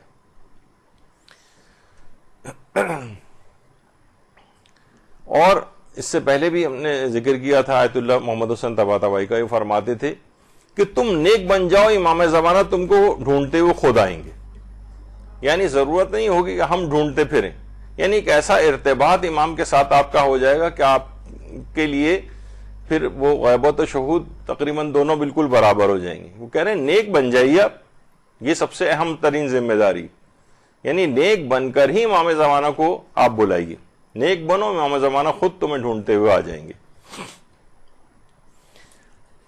اچھا یہ بھی دیکھیے شیخ الحاج اسماعیل دولابی، یہ بھی ایک عام فرد تھے لیکن عشق امام زمانہ میں بڑے غرق رہا کرتے تھے۔ فرماتے تھے کہ ہمارا انتظار ایسا نہیں کہ امام زمانہ ہمارے پہلو میں آئیں، نہ ہماری کوئی حرکت ایسی ہے کہ ہم امام زمانہ کی طرف بڑھیں اور امام زمانہ ہمیں دیکھیں۔ اگر تم سچے انتظار کرنے والے ہو تو لاغر و کمزور ہو کر خانہ نشین کیوں نہ ہوئے، یعنی مقصد ہے کہ تمہاری زندگی میں وہ ایسی عیش پرستی وغیرہ کیوں اس میں نظر آ رہی ہے؟ تمہاری زندگی تو جب اتنے عشق میں تمہیں امام زمانہ کے گرفتار ہو تو تمہاری زندگی تو تبدیل ہونی چاہیے تھی۔ فرماتے ہیں اگر تم حقیقی انتظار کرنے والے بن جاؤ گے تو یقیناً امام زمانہ تک پہنچ جاؤ گے۔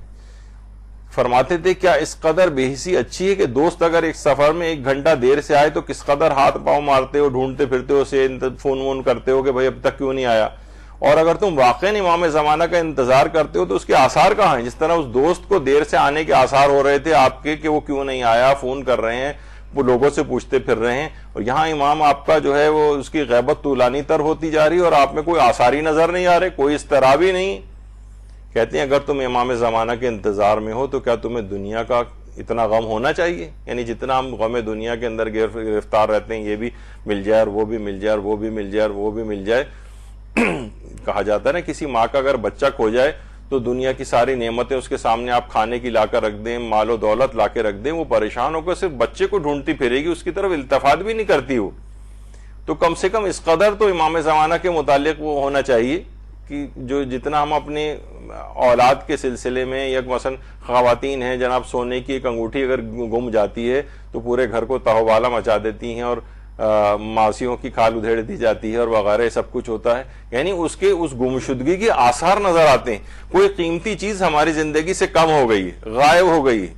امام زمانہ علیہ السلام جیسی چیز جو ہمارے زمانے کا امام ہے وہ ہماری آنکھوں سے اوجھل ہے اور کوئی اضطراب نظر نہیں آ رہا، کوئی آثار اس کے نظر نہیں آ رہے۔ یہی وجہ ہے کہ ہاشم حداد جو جن کا بھی ذکر ہوا وہ فرماتے تھے جو شخص صبح نیند سے بیدار ہو کر یہ محسوس نہ کرے کہ امام زمانہ اس کے ساتھ ہیں، اس کے تمام حالات جانتے ہیں، یقیناً ایسا شخص شیعہ نہیں ہو سکتا۔ ایک مومن کے لیے امام کے ظہور اور غیبت میں کوئی فرق نہیں ہونا چاہیے، یہی توحید ہے اور یہی عرفان ہے۔ یعنی امام کے اس لحاظ سے، عمل کے اعتبار سے امام کے غیبت اور شہود میں کوئی فرق نہیں، یعنی امام زمانہ موجود ہیں، صرف آنکھوں کے سے آپ کو نظر ہی تو نہیں آ رہے، اپنی ذمہ داریوں کے اعتبار سے اس سے کیا فرق ہے کہ یعنی امام زمانہ ظہور کر لیں گے تو پھر ہم ان چیزوں پر عامل اس وقت ہو جائیں گے اور دین پر بڑے شدید کاربند ہو جائیں گے جب امام آ جائیں گے۔ تقریباً بس بالکل یہی والے حالات ہوں گے۔ امام زمانہ وہاں کوفے میں ہوں گے مثلا، ہماری وہاں پر رسائی بھی اتنی نہیں ہے، نہ اس طرح سے آنا جانا ممکن ہے اس زمانے میں ہو سکے، تو یہی ہوگا کہ ہم پاکستان میں رہتے ہوئے ہمیں پتا ہوگا کہ امام زمانہ وہاں ہے نا، ان سے ویسی ملاقات ہو سکتا ہے سالوں اس لحاظ سے ملاقات نہ ہو. ہر شخص ہر وقت ہر موقع پر تو پوری دنیا ان کے زیر نگر ہوگی، زیر نگی ہوگی، تو ہر شخص تو ان سے اس طرح سے نہیں مل سکے گا. تو اپنی ذمہ داریوں کے اعتبار سے امام کے غیبت اور شہود میں کوئی فرق نہیں. امام زمانہ ظاہر ہوں یا غیبت میں ہوں، ذمہ داریاں آپ کو اسی طریقے سے پوری کرنی ہے، وہی واجبات پہ عمل کرنا ہے، وہی حرام سے اپنے آپ کو بچانا ہے، وہی ذمہ داریوں کو پورا کرنا ہے، چاہے امام کا غیبت ہو یا ان کا ظہور ہو. تو عمل کے اعتبار سے، دین پر عمل کے اعتبار سے غیبت اور ظہور میں کوئی فرق نہیں. یہ کسی اس وقت کا خیالی وقت کا، اس وقت کا انتظار نہ کریں کہ جب وہ وقت آ جائے گا تو پھر انشاءاللہ ہم دین کے اوپر عامل ہوں گے. نہیں، یا دین پہ عمل کے اعتبار سے کوئی فرق نہیں. اس کا مطلب ہے غیبت کے اس فلسفے کو سمجھا ہی نہیں گیا ہے. دین پر عمل ویسے ہی کرنا ہے. آیت اللہ جواد انصاری ہمدانی بڑے عرفا میں گزرے، وہ پوچھا گیا کہ امام زمانہ کب ظہور کریں گے؟ انہوں نے کہا اس وقت ظہور فرمائیں گے جب ان کا ظہور اور غیبت تمہارے لیے مساوی ہو جائے. ظہور و غیبت مساوی ہو گیا تو بس سمجھو امام کا تمہارے لیے ظہور ہو گیا. یعنی ایک لحاظ سے دیکھا جائے تو ہم ان کی، بلکہ ان کی غیبت میں تو اور زیادہ ثواب ملتا ہے دین کے اوپر عامل ہونے کا، کہ امام سامنے موجود بھی نہیں ہیں ہمارے اور پھر بھی ہم دین کے اوپر ویسے ہی عمل کر رہے ہیں، تو یہ اور زیادہ ثواب کو بڑھانے والی چیز ہے. تو ظہور اس وقت ہو جائے گا، سمجھیں امام آپ کے لیے ظاہر ہو گئے جب آپ کا ظہور اور غیبت جو ہے ہمارے لیے مساوی ہو جائے. دین پر ہم ویسے ہی عامل ہوں، ان کی غیبت میں بھی جیسے امام اگر ظہور کریں تب بھی ہم اسی طریقے سے عمل کرتے رہیں گے دین پر. جیسے کسی مجتہد سے پوچھا گیا تھا نا کہ اگر ایک دن آپ کی زندگی میں باقی رہ جائے تو آپ اس دن کو کیسے گزاریں گے؟ کہا جس طریقے سے ابھی گزارا ہوں ویسے ہی گزارتا رہوں گا، کہ میں نے ہر عمل کرنے سے پہلے اپنے آپ سے سوال میں کرتا ہوں کہ میں جو عمل کر رہا ہوں تو آخرت میں اللہ کے سامنے میں کیا جواب دے سکوں گا. تو میرے لیے کوئی فرق نہیں، ایک دن رہ جائے، 5 دن رہ جائیں، 10 دن رہ جائیں، جس طرح میں ابھی گزار رہا ہوں اسی طریقے سے گزاروں گا اس کو. یعنی ابھی بھی میں دین پر ویسے ہی عامل ہوں، ایک دن رہ جائے گا تب بھی ویسے ہی عامل رہوں گا، اور اگر مجھے پتہ چل جائے کہ 100 سال ابھی مجھے اور زندہ رہنا ہے تب بھی دین پر ویسے ہی عامل رہوں گا. تو غیبت اور ظہور میں اس لحاظ سے کوئی فرق نہ کیجیے. وہ تو پروردگار عالم کا اپنا ایک وعدہ ہے کہ جب وہ اس کا ارادہ ہوگا تو وہ اپنے اس ولی کو ظاہر کرے گا. لیکن عمل کے اعتبار سے آپ کے لیے کوئی فرار کی راہ اس لحاظ سے نہیں کہ امام آئیں گے تو پھر ہم یہ کام کریں گے، نہیں، ابھی ہی کرنا ہے. اور یہی آیت اللہ جواد انصاری ہمدانی فرماتے تھے کہ جس وقت تمہارے لیے امام کے غائب ہونے اور حاضر ہونے میں کوئی فرق نہ رہے، اس وقت تم امام کی خدمت میں پہنچ سکتے ہو. ہمیں چاہیے کہ ہم اپنے آپ کو آمادہ رکھیں تاکہ امام کے حضور و غیب میں ہمارے لیے کوئی فرق نہ رہے، اور وہی وقت امام سے ملاقات کا وقت ہوگا. یعنی دین پر اگر ایسے عامل ہو جاؤ تو پھر وہی جو آیت اللہ محمد حسین طباطبائی کہتے تھے، امام خود ڈھونڈتے ہوئے تم تک آ جائیں گے. تو بہرحال اپنا آپ رابطہ اس طرح سے امام سے برقرار رکھنا ہے. حاشم حداد یہ بات بھی کہتے تھے کہ تمہارے لیے امام کے ظہور اور غیبت میں کوئی فرق نہیں ہونا چاہیے، یہی توحید اور یہی عرفان ہے. عرفان بھی یہی، یعنی دین پر اسی طریقے سے غیبت میں عامل رہو جیسے امام زمانہ کے ظہور کے بعد تم سوچتے ہو کہ جب وہ ان کی حکومت قائم ہو جائے گی اور ان کے زیر سایہ تم اپنی زندگی گزارو گے تو جو اس وقت تم جس طرح سے عمل کرو گے اسی طریقے سے غیبت کے زمانے میں بھی کرو. جب بھی کہا جاتا ہے نا کہ اصل میں حجابات میں تو ہم ہیں، امام زمانہ تھوڑی غائب ہیں، ہم ہیں غائب. اس پہ بھی علماء نے بڑا اچھا، آیت اللہ جواد انصاری ہمدانی کہتے ہیں ہماری مثال اس بچے کی سی ہے جس کا باپ اس کا ہاتھ پکڑ کے لے جا رہا اور اپنے سفر کے دوران بازار سے گزرتے ہوئے شوکیس اور ان چیزوں کی طرف متوجہ ہو کر باپ سے وہ بچہ ہاتھ چھڑا کر بھاگ جاتا ہے اور بازار میں گم ہو جاتا ہے. اور بچہ جب متوجہ ہوتا ہے دیکھتا ہے اس کا باپ ہی موجود نہیں، وہ سمجھتا ہے کہ اس کا باپ کہیں گم ہو گیا ہے. حقیقت میں وہ خود گم ہو گیا ہے، باپ گم نہیں ہوا. تم نے ہاتھ چھڑا کر، فرماتے ہیں کہ انبیاء اور اولیاء بھی مخلوق کے سرپرست اور باپ کی مانند ہیں. لوگ ان کا ہاتھ پکڑتے ہیں تاکہ انہیں دنیا کے اس بازار سے سلامتی کے ساتھ گزاریں، لیکن اکثر مخلوق دنیاوی مفادات کی اس قدر شیدائی ہوتے ہیں کہ اپنے باپ کا ہاتھ چھڑا کر دنیا کے بازار میں گم ہو جاتے ہیں. امام زمانہ غائب نہیں ہوئے بلکہ ہم گم ہو کر حجابات میں پڑے ہوئے ہیں، ہم غائب ہو گئے ہیں. امام زمانہ سے کوئی بھی اپنے ارتباط کو ابھی بھی چاہے تو وہ برقرار رکھ سکتا ہے. ابھی آگے چل کر اس پہ ہماری گفتگو، لیکن دیکھ رہا ہوں کہ بہت تیزی سے ٹائم جا رہا ہے. حاج اسماعیل دولابی یہ بات بھی فرماتے تھے کہ ظاہری طور پر تو ہم یہ کہتے ہیں کہ امام زمانہ کو آنا ہے، لیکن حقیقت یہ کہ ہم ان کی خدمت میں پہنچنے والے ہیں، وہ تو آ چکے ہیں، ہم دنیا کی دیوار کے اس طرف چلے گئے ہیں اور گم ہو گئے. ہمیں چاہیے کہ دیوار کے پیچھے سے باہر آ جائیں تاکہ ہم دیکھ سکیں گے حضرت ابتدائی سے یہاں پر موجود ہوئے ہیں. گم اور غائب وہ نہیں ہوئے تھے بلکہ ہم گم ہو گئے، ہم حجابات میں پڑے ہوئے ہیں، اس وجہ سے ہم امام زمانہ تک نہیں پہنچ پا رہے. تو ایک تو وہ علل اعلان لوگوں کے سامنے حضرت حجت کا پروردگار کی طرف سے ظاہر ہونا، وہ تو اپنے وقت پر ہوگا. لیکن بعض اوقات ایک چیز اور بھی ہوتی ہے، ایک انفرادی ظہور بھی ہوتا ہے. یعنی حضرت حجت بعض اوقات، ابھی ہم آگے چل کر اس پہ ذکر کریں گے کہ ان کا زیارت کرنا، نظر آنا یا ملاقات کرنا یہ عام افراد سے ممکن بھی ہے یا نہیں، اور اس پہ اس سلسلے میں علماء کی نظریات وغیرہ کیا ہیں یہ بھی آگے چل کر ہی گفتگو میں آنے والا ہے. دیکھیے امام زمانہ کے علاوہ ہماری کوئی آرزو نہیں ہونا چاہیے. فرماتے ہیں گل احمد تہرانی کہ اللہ کے نبی حضرت یعقوب نے 40 سال تک اپنے یوسف کی جدائی میں گریہ کیا، یہاں تک کہ نابینا ہو گئے. ہم نے بھی تو اپنے یوسف کو گم کر دیا ہے. تو بہرحال یہ کہ اتنا تو ہونا چاہیے کہ ہمارا آرام و سکون چھن جائے، لیکن ہمیں وہ چیز آرزوؤں کے اندر تو کم سے کم ہماری امام زمانہ ہو. ہماری جو نماز کے بعد کی دعاؤں میں تو کہیں امام زمانہ ہو. ہمارے نمازوں کے قنوت کے اندر تو ہم لوگ بعض اوقات دعائیں وغیرہ اس لحاظ سے یاد کر لیتے ہیں جو ہمارے والدین نے بہرحال ہمیں رٹوا دی اور بہت اچھا کیا کہ وہ چیز ہو گئی، لیکن کم سے کم ان کے الفاظ پہ غور کرنا چاہیے. دعائے سلامتی امام زمانہ علیہ السلام اپنے نمازوں کے قنوت میں پڑھنی چاہیے. اللہم کن لولیک الحجت والی دعا، تو وہ اپنے نمازوں کے قنوت میں روزانہ کم سے کم اگر ہو سکے تو تمام نمازوں کے قنوت میں یا کم سے کم روزانہ ایک مرتبہ تو کسی نماز کے قنوت میں ضرور اس کو پڑھا جائے، اور دماغ میں رکھتے ہوئے کہ میں سلامتی امام زمانہ کے لحاظ سے اس کو پڑھ رہی ہوں. تو دعا نماز پنجگانہ کے قنوت میں بھی ان کو یاد رکھیں اس لحاظ سے.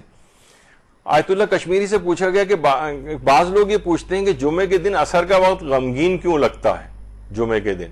تو آپ نے فرمایا جمعے کا دن امام زمانہ علیہ السلام کا دن ہے. آپ جب اپنے ماننے والوں کے اعمال دیکھتے ہیں تو غمگین ہو جاتے ہیں، کیونکہ آپ کی ذات مرکزی ہے. اس لیے جب مرکز محزون اور غمگین ہوتا ہے تو اس کے ملحقات بھی غمگین ہو جاتے ہیں. یعنی ہم لوگ اس کے ملحقات ہیں، ہمیں بھی وہ ٹائم جو ہے بعض اوقات ہو سکتا ہے گناہوں اور فسق و فجور کی وجہ سے ہمیں اس کا احساس نہ ہو، لیکن فرماتے ہیں جو مومنین ہیں حقیقی مومنین وہ کہتے ہیں جمعے کے دن عصر کا وقت غمگین سا لگتا ہے، حسن و ملال سا اس وقت دل کے اندر آ جاتا ہے. تو فرماتے ہیں کہ امام زمانہ کی خدمت میں اس وقت مومنین کے اعمال پہنچتے ہیں جنہیں دیکھ کر وہ محزون و غمگین ہوتے ہیں. جب مرکز غمگین ہو تو ہم کیونکہ انہی کے ملحقات ہیں تو ہمیں بھی وہ غمزدہ ماحول اس وقت لگتا ہے. جیسے کہا جاتا ہے نا کہ عید الفطر اور عید الاضحیٰ وغیرہ کا جو دن ہوتا ہے دیکھا جائے تو وہ عید اور خوشی کا دن ہے، لیکن لوگوں کو ایک اوور آل اس دن ایک سوک اور غمی کا سا احساس ہوتا ہے. تو اس کے لیے بھی روایت میں ہے کہ جس وقت امام حسین علیہ السلام جب شہید ہو گئے تھے تو اس وقت ہاتف غیبی نے ایک آواز بلند کی تھی، درود بھیجیے محمد علیہ محمد،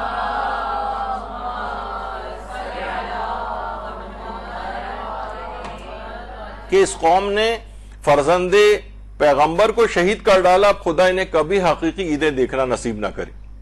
ہاتف غیبی کی ایک آواز اس وقت آئی تھی.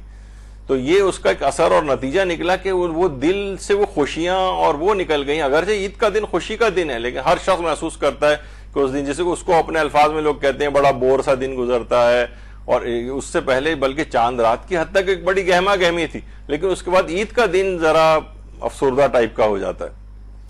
تو ان سب چیزوں کے اسی طریقے سے جمعے کے دن عصر کا وقت بھی اسی انداز سے غمگین ہے کہ امام زمانہ اس وقت غمگین ہوتے ہیں ہمارے اعمال کو دیکھ کر. آیت اللہ ناصر مکارم شیرازی سے پوچھا گیا کہ امام زمانہ کے سب سے اہم ترین وظیفہ کیا ہے انتظار کرنے والا کو، انہوں نے کیا کرنا چاہیے؟ تو فرمایا کہ حضرت مہدی اجل اللہ تعالی فرجہ الشریف کے انتظار کرنے والوں کا سب سے مہم وظیفہ واجبات کی ادائیگی، محرمات کو ترک کرنا اور آپ کی مدد کے لیے آمادگی اور اپنے ایمان کو تقویت پہنچانا ہے، اپنے ایمان کو مضبوط کرنا ہے. یعنی وہی ہے کہ سب سے اہم ترین جسے مہم کہا جاتا ہے، یعنی واجبات کی ادائیگی، حرام کاموں کا ترک اور آپ کی مدد کے لیے آمادگی. یعنی امام زمانہ کی مدد ہم کیسے کر سکتے ہیں، کیا معاشرے کے اندر کریں کہ یہ امام زمانہ کی مدد شمار ہو جائے. تو اسی لحاظ سے اپنے آپ کو تبلیغات میں لگانا، لوگوں کی اصلاح کی کوششیں کرنا اپنی اصلاح کے ساتھ، یہ سب کیا ہے؟ یہ آمادگی ظاہر کر رہا ہے کہ آپ عالمی حکومت جب قائم ہوگی اور امام کو اتنے عادل افراد جو ہر قسم کے فسق و فجور سے دور ہوں گے، واجبات پہ عمل کرتے ہوں، پتہ ہوں گے تو واجبات پہ عمل کریں گے نا۔ واجبات کیا ہیں؟ حرام معلوم ہوگا کہ کون کون سی چیزیں حرام علم سے آئیں گی، تو علم کے فروغ میں اپنا کام، اپنا پارٹ پلے کرنا، اپنے ایمان کو تقویت دینا، لوگوں کے ایمان کو تقویت دینا، کوئی مولد نہ بنے، فسق و فجور کے اندر مبتلا نہ ہو، یہ آپ کے یعنی انتظار کا صحیح وظیفہ ہے آج کل کے دور میں۔ اسی طریقے سے علماء کہتے ہیں کہ بھئی ظہور امام کے لیے آمادگی تو پیدا کریں، یعنی آمادہ تو ہو جائیں۔ کیوں؟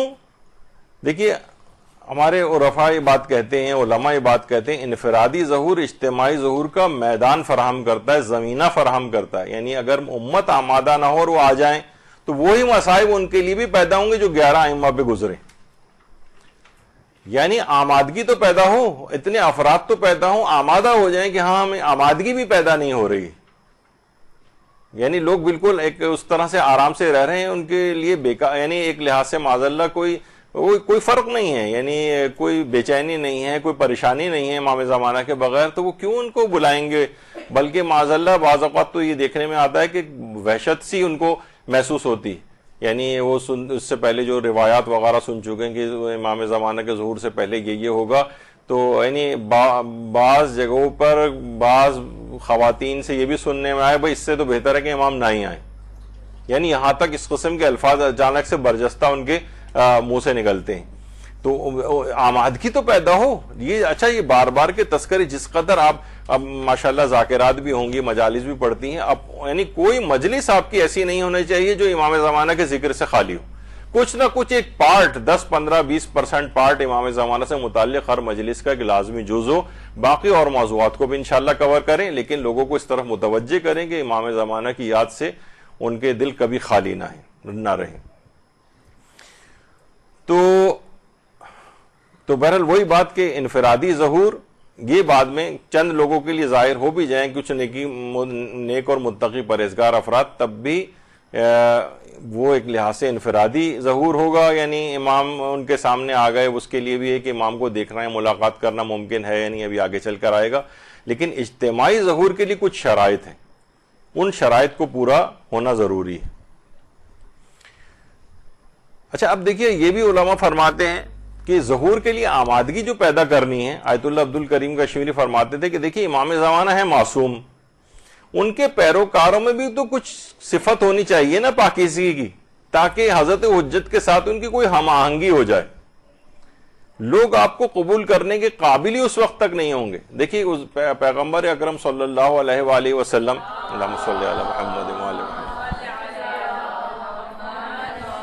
کفار مکہ مشرکین مکہ کیوں ان پر ایمان نہیں لاتے تھے اور جھٹلاتے تھے؟ ان کے دماغ میں کیونکہ ان کی کوئی ہم آہنگی رسول خدا سے نہیں تھی، ہر صفت یعنی ایک لحاظ سے ان کے برخلاف تھی۔ تو جتنی سملیرٹیز بڑھیں گی ان کے کردار میں، یعنی امام زمانہ کے کردار جو عالی شان کردار ہے، اس سے اتنی ہماری ان سے ہم آہنگی بڑھے گی، ورنہ جتنا ان سے بغض اور دوری ہوگی ان کی صفات اور کردار سے اسی قدر ان سے وحشت محسوس ہوگی۔ تو وہ فرماتے ہیں آیت اللہ عبد الکریم کشمیری کہ ان کے پیروکاروں کو بھی تو پاک رہنا چاہیے، امام تو مقام عصمت پر ہیں، تاکہ کوئی تو ہم آہنگی ہو۔ جب یہ ہم آہنگی ہوگی تو اسی کے بعد ان کے لیے آمادگی پیدا ہوگی، یعنی اس وقت امام زمانہ ان کے دلوں میں اس وقت تک ظہور نہیں کریں گے، یعنی آپ کا ظہور خارجی ایک انسان کے لیے تبدیلی کا باعث نہیں بنے گا، اس آمادگی کو پیدا کرنا ہے جو ظہور حجت کا انتظار ہے، جسے افضل ترین عبادت سمجھا گیا ہے۔ یعنی ظہور خاری امام مثلا اس بری کنڈیشن میں جس وقت ہم لوگ اب اس وقت نفسانی طور پر ہیں، امام زمانہ اگر اس وقت ظہور کر لیں تو یہ ہماری اس میں کوئی خاص تبدیلی پیدا نہیں کرے گا، کیونکہ ہم نے اپنے آپ کو تبدیلی نہیں کیا۔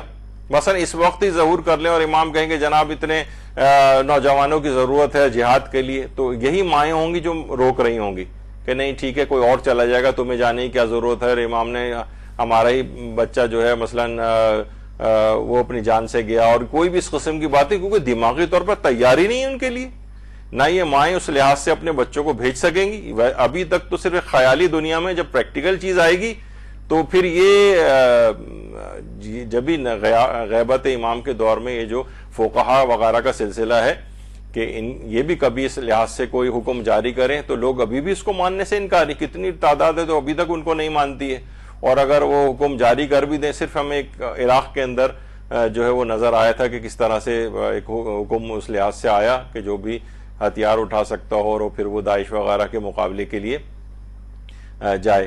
تو بہرحال لیکن پوری دنیا کے اعتبار سے دیکھیں تو لوگ ان کو ماننے والے اس تعداد میں نہیں، تو امام کے لیے بھی کہیں ایسی صورتحال نہ ہو. یعنی ان کے لیے دماغی آمادگی ضروری ہے، یعنی پہلے دماغی طور پر تیار تو ہو جائیں، ہم آہنگی تو ان کی سیرت سے کچھ پیدا کر لیں، ورنہ ان کا ظہور ہو جانا کوئی تبدیلی ہمارے اندر پیدا نہیں کرے گا جب تک ہم پہلے سے اپنے اندر تبدیلی نہ لے کر آ جائیں. اور چھٹے امام یہ جملہ بھی ارشاد فرماتے ہیں، اللہم صلی علی محمد وعلی محمد، کہ پارسائی، پاک دامنی، درست کاری اور صبر کے ساتھ فرج اور فراخی کا انتظار یہ اماموں کے دین کا حصہ ہے. یعنی پاک دامنی اختیار کرنی ہے، پارسائی اختیار کرنی ہے، درست طریقے سے کاموں کو کرنا. پھر ہم کہیں گے یہ سب چیزیں ہم نے اپنے طور پر کر لی ہیں، اب اس کے بعد انتظار کرو. یعنی ان تمام چیزوں کے ساتھ گناہوں سے پرہیز، دیکھیے بہت ہی اہم ترین چیز ہے یہ. اچھا، آیت اللہ جواد انصاری حمدانی ایک اور چیز بھی فرماتے تھے، دیکھیے زمانہ غیبت ہمیں کیسے گزارنا ہے. صرف سچائی اور سچائی، اگر سچائی ختم ہو گئی، چلی گئی، جس راستے پر بھی تم چلنا چاہتے ہو، خدا شناسی کے راستے پر یا حضرت بقیت اللہ کی خدمت میں پہنچنے کے لیے سوائے سچائی کے کوئی دوسرا راستہ نہیں. اچھا اب دیکھیے سچائی بھی دو طرح کی ہے، فرما رہے ہیں سچائی کے ذریعے تم ان کے راہ کو پا سکتے ہو. تو سچائی ایک ہوتی ہے صدق فی القول، یعنی ہم زبان کی سچائی جو ہم کہہ رہے ہوتے ہیں کہ بھئی کوئی بات بھی ہم اس لحاظ سے جھوٹ نہ کہیں، اور ایک ہوتی ہے صدق فی العمل، عمل کے اندر سچائی، ہر کام پوری دیانتداری کے ساتھ کرو. یعنی اگر مثلا آپ کو یہاں پہ پڑھنے آنا بھی ہے مدرسے کے اندر تو آپ وقت کی پابندی کریں، جو یہاں پڑھایا جا رہا اس کے اوپر عمل کریں، اسے اچھی طریقے سے لکھیں. یعنی کوئی بھی ذمہ داری، آپ مثلا کوئی آپ جاب کر رہی ہیں کسی جگہ، کوئی مرد کسی جگہ جاب کر رہا ہے، صحیح ٹائم پر پہنچے، اوقات کی اپنے پابندی کرے، دیانتداری کے ساتھ اس جاب کو کرے، جو معاہدہ اس کے ساتھ کیا گیا ہے اس میں کوئی جھوٹ، جعلی میڈیکل سرٹیفکیٹ دے کے تنخواہ وغیرہ کو لینا وغیرہ، ان تمام، یعنی صدق فی العمل بھی ضروری ہے، عمل میں سچائی، ہر کام پوری دیانتداری کے ساتھ کرنا. تو یہ فرماتے ہیں کہ صرف سچائی ایسی چیز ہے کہ جو کہ حضرت حجت کی خدمت میں آپ کو پہنچا سکتی. اس میں قول کی سچائی بھی اور عمل کی سچائی بھی، یعنی ہر لحاظ سے اپنے آپ کو پاک اور صاف کر لو، دیانتداری کے ساتھ اپنی تمام چیزیں کرو. یہ امام زمانہ کی راہ میں سچائی، یہ آپ کو ان تک لے جائے گی. تو یہ زمانہ اس طرح سے گزارنا ہے کہ ہر کام اچھے طریقے سے آپ کو کرنا ہے. اچھا، کچھ اہم عملیات بھی بتائے گئے، کچھ چیزیں اذکار اور عمل کے اعتبار سے بھی ہیں. ویسے تو ایک چیز دیکھیے کہ بہت سے عرفاء یہ بات کہتے ہیں، علماء یہ بات کہتے ہیں، یہ لوگ جو چاہتے ہیں کہ امام زمانہ کی خدمت میں پہنچیں، کیا ان لوگوں کو معلوم ہے کہ امام کی محبت کس طرح حاصل ہوتی ہے؟ احکام شریعت پہ عمل کرنے سے، محبت رکھنے سے ان سے، اور مراقبے کے ذریعے. یعنی کچھ وقت آپ اپنے متعلق سوچے بھی، میں کہاں جا رہی ہوں، یہ میں کیسے زندگی گزار رہی ہوں. روزانہ کم سے کم چند منٹ ہی انسان بستر پہ لیٹ کے سوچے گا آج کا دن میں نے کہا. مراقبہ اسی کو کہا جاتا ہے نا. یعنی آپ سوچیں کہ میں امام کی کیا خدمت کر سکتی ہوں. کچھ تو امام کی خدمت کے اعتبار سے کچھ وقت نکال کر سوچیں میں کیا کر سکتی ہوں. ہر شخص اپنے کوئی نہ کوئی تو اس کے اندر ایک صلاحیت اللہ نے دی ہے. ہر شخص کی صلاحیت ایک دوسرے سے مختلف بھی ہیں. کوئی جو بھی اس میں صلاحیت ہو کہ یہ والا کام میں اپنے ذوق کے مطابق کر سکتی ہوں امام زمانہ کی خدمت کے طور پر، بس اس کا آپ انتخاب کر لیجئے. ایک دوسرے کو نہ دیکھیے کہ اچھا وہ تو مثلا بڑی عالمہ ہو گئی اور ذاکرہ ہو گئی، بہت زبردست درس دے رہی ہے، میں تو ایسا نہیں دے پا رہی ہوں. تو آپ کو اور فیڈ، آپ اپنی خود جج کریں، مراقبہ کریں کہ آپ میں کیا ایسی صلاحیت ہے کہ جو آپ کر سکتی ہیں امام زمانہ کے لیے. تو بہرحال ان سے محبت رکھنی ہے اور اپنی خدمات کو ان کے لیے پیش کرنا ہے سوچ بچار کے لیے، اور احکام شریعت پر عمل کرنے کے ذریعے. یہ بھی علماء بات فرماتے ہیں کہ امام زمانہ کی محبت تین چیزوں کے ذریعے حاصل ہو سکتی. ایک تو امام زمانہ کے توسل سے، یعنی جتنی بھی چیزیں آپ ہوں امام زمانہ سے مدد طلب کریں، ان سے توسل کریں، ان سے ان کا واسطہ دے کر اللہ سے مدد طلب کریں. یعنی جس میں بھی امام زمانہ کا توسل ہو، اس سے ان کی محبت حاصل ہوتی ہے. ایک نماز امام زمانہ علیہ السلام پڑھنے سے. نماز امام زمانہ جس کا پچھلے دنوں آپ نے شب نیمہ شعبان میں اس کو پڑھا ہوگا, ایاک نعبد و ایاک نستعین 100 دفعہ وغیرہ جس میں پڑھا جاتا ہے, اور امام زمانہ کی سلامتی کے لیے صدقہ دینے سے.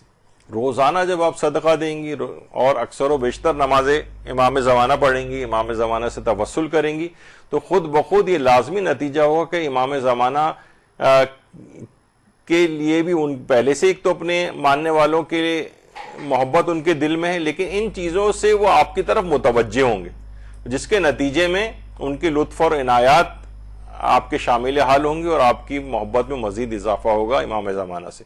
تو امام زمانہ سے توسل, نماز امام زمانہ اور امام زمانہ کی سلامتی کے لیے صدقہ دینا عملیات کے اعتبار سے. اور دوسرا دعا عہد. روایت میں چھٹے امام امام جعفر صادق علیہ الصلوۃ والسلام فرماتے ہیں,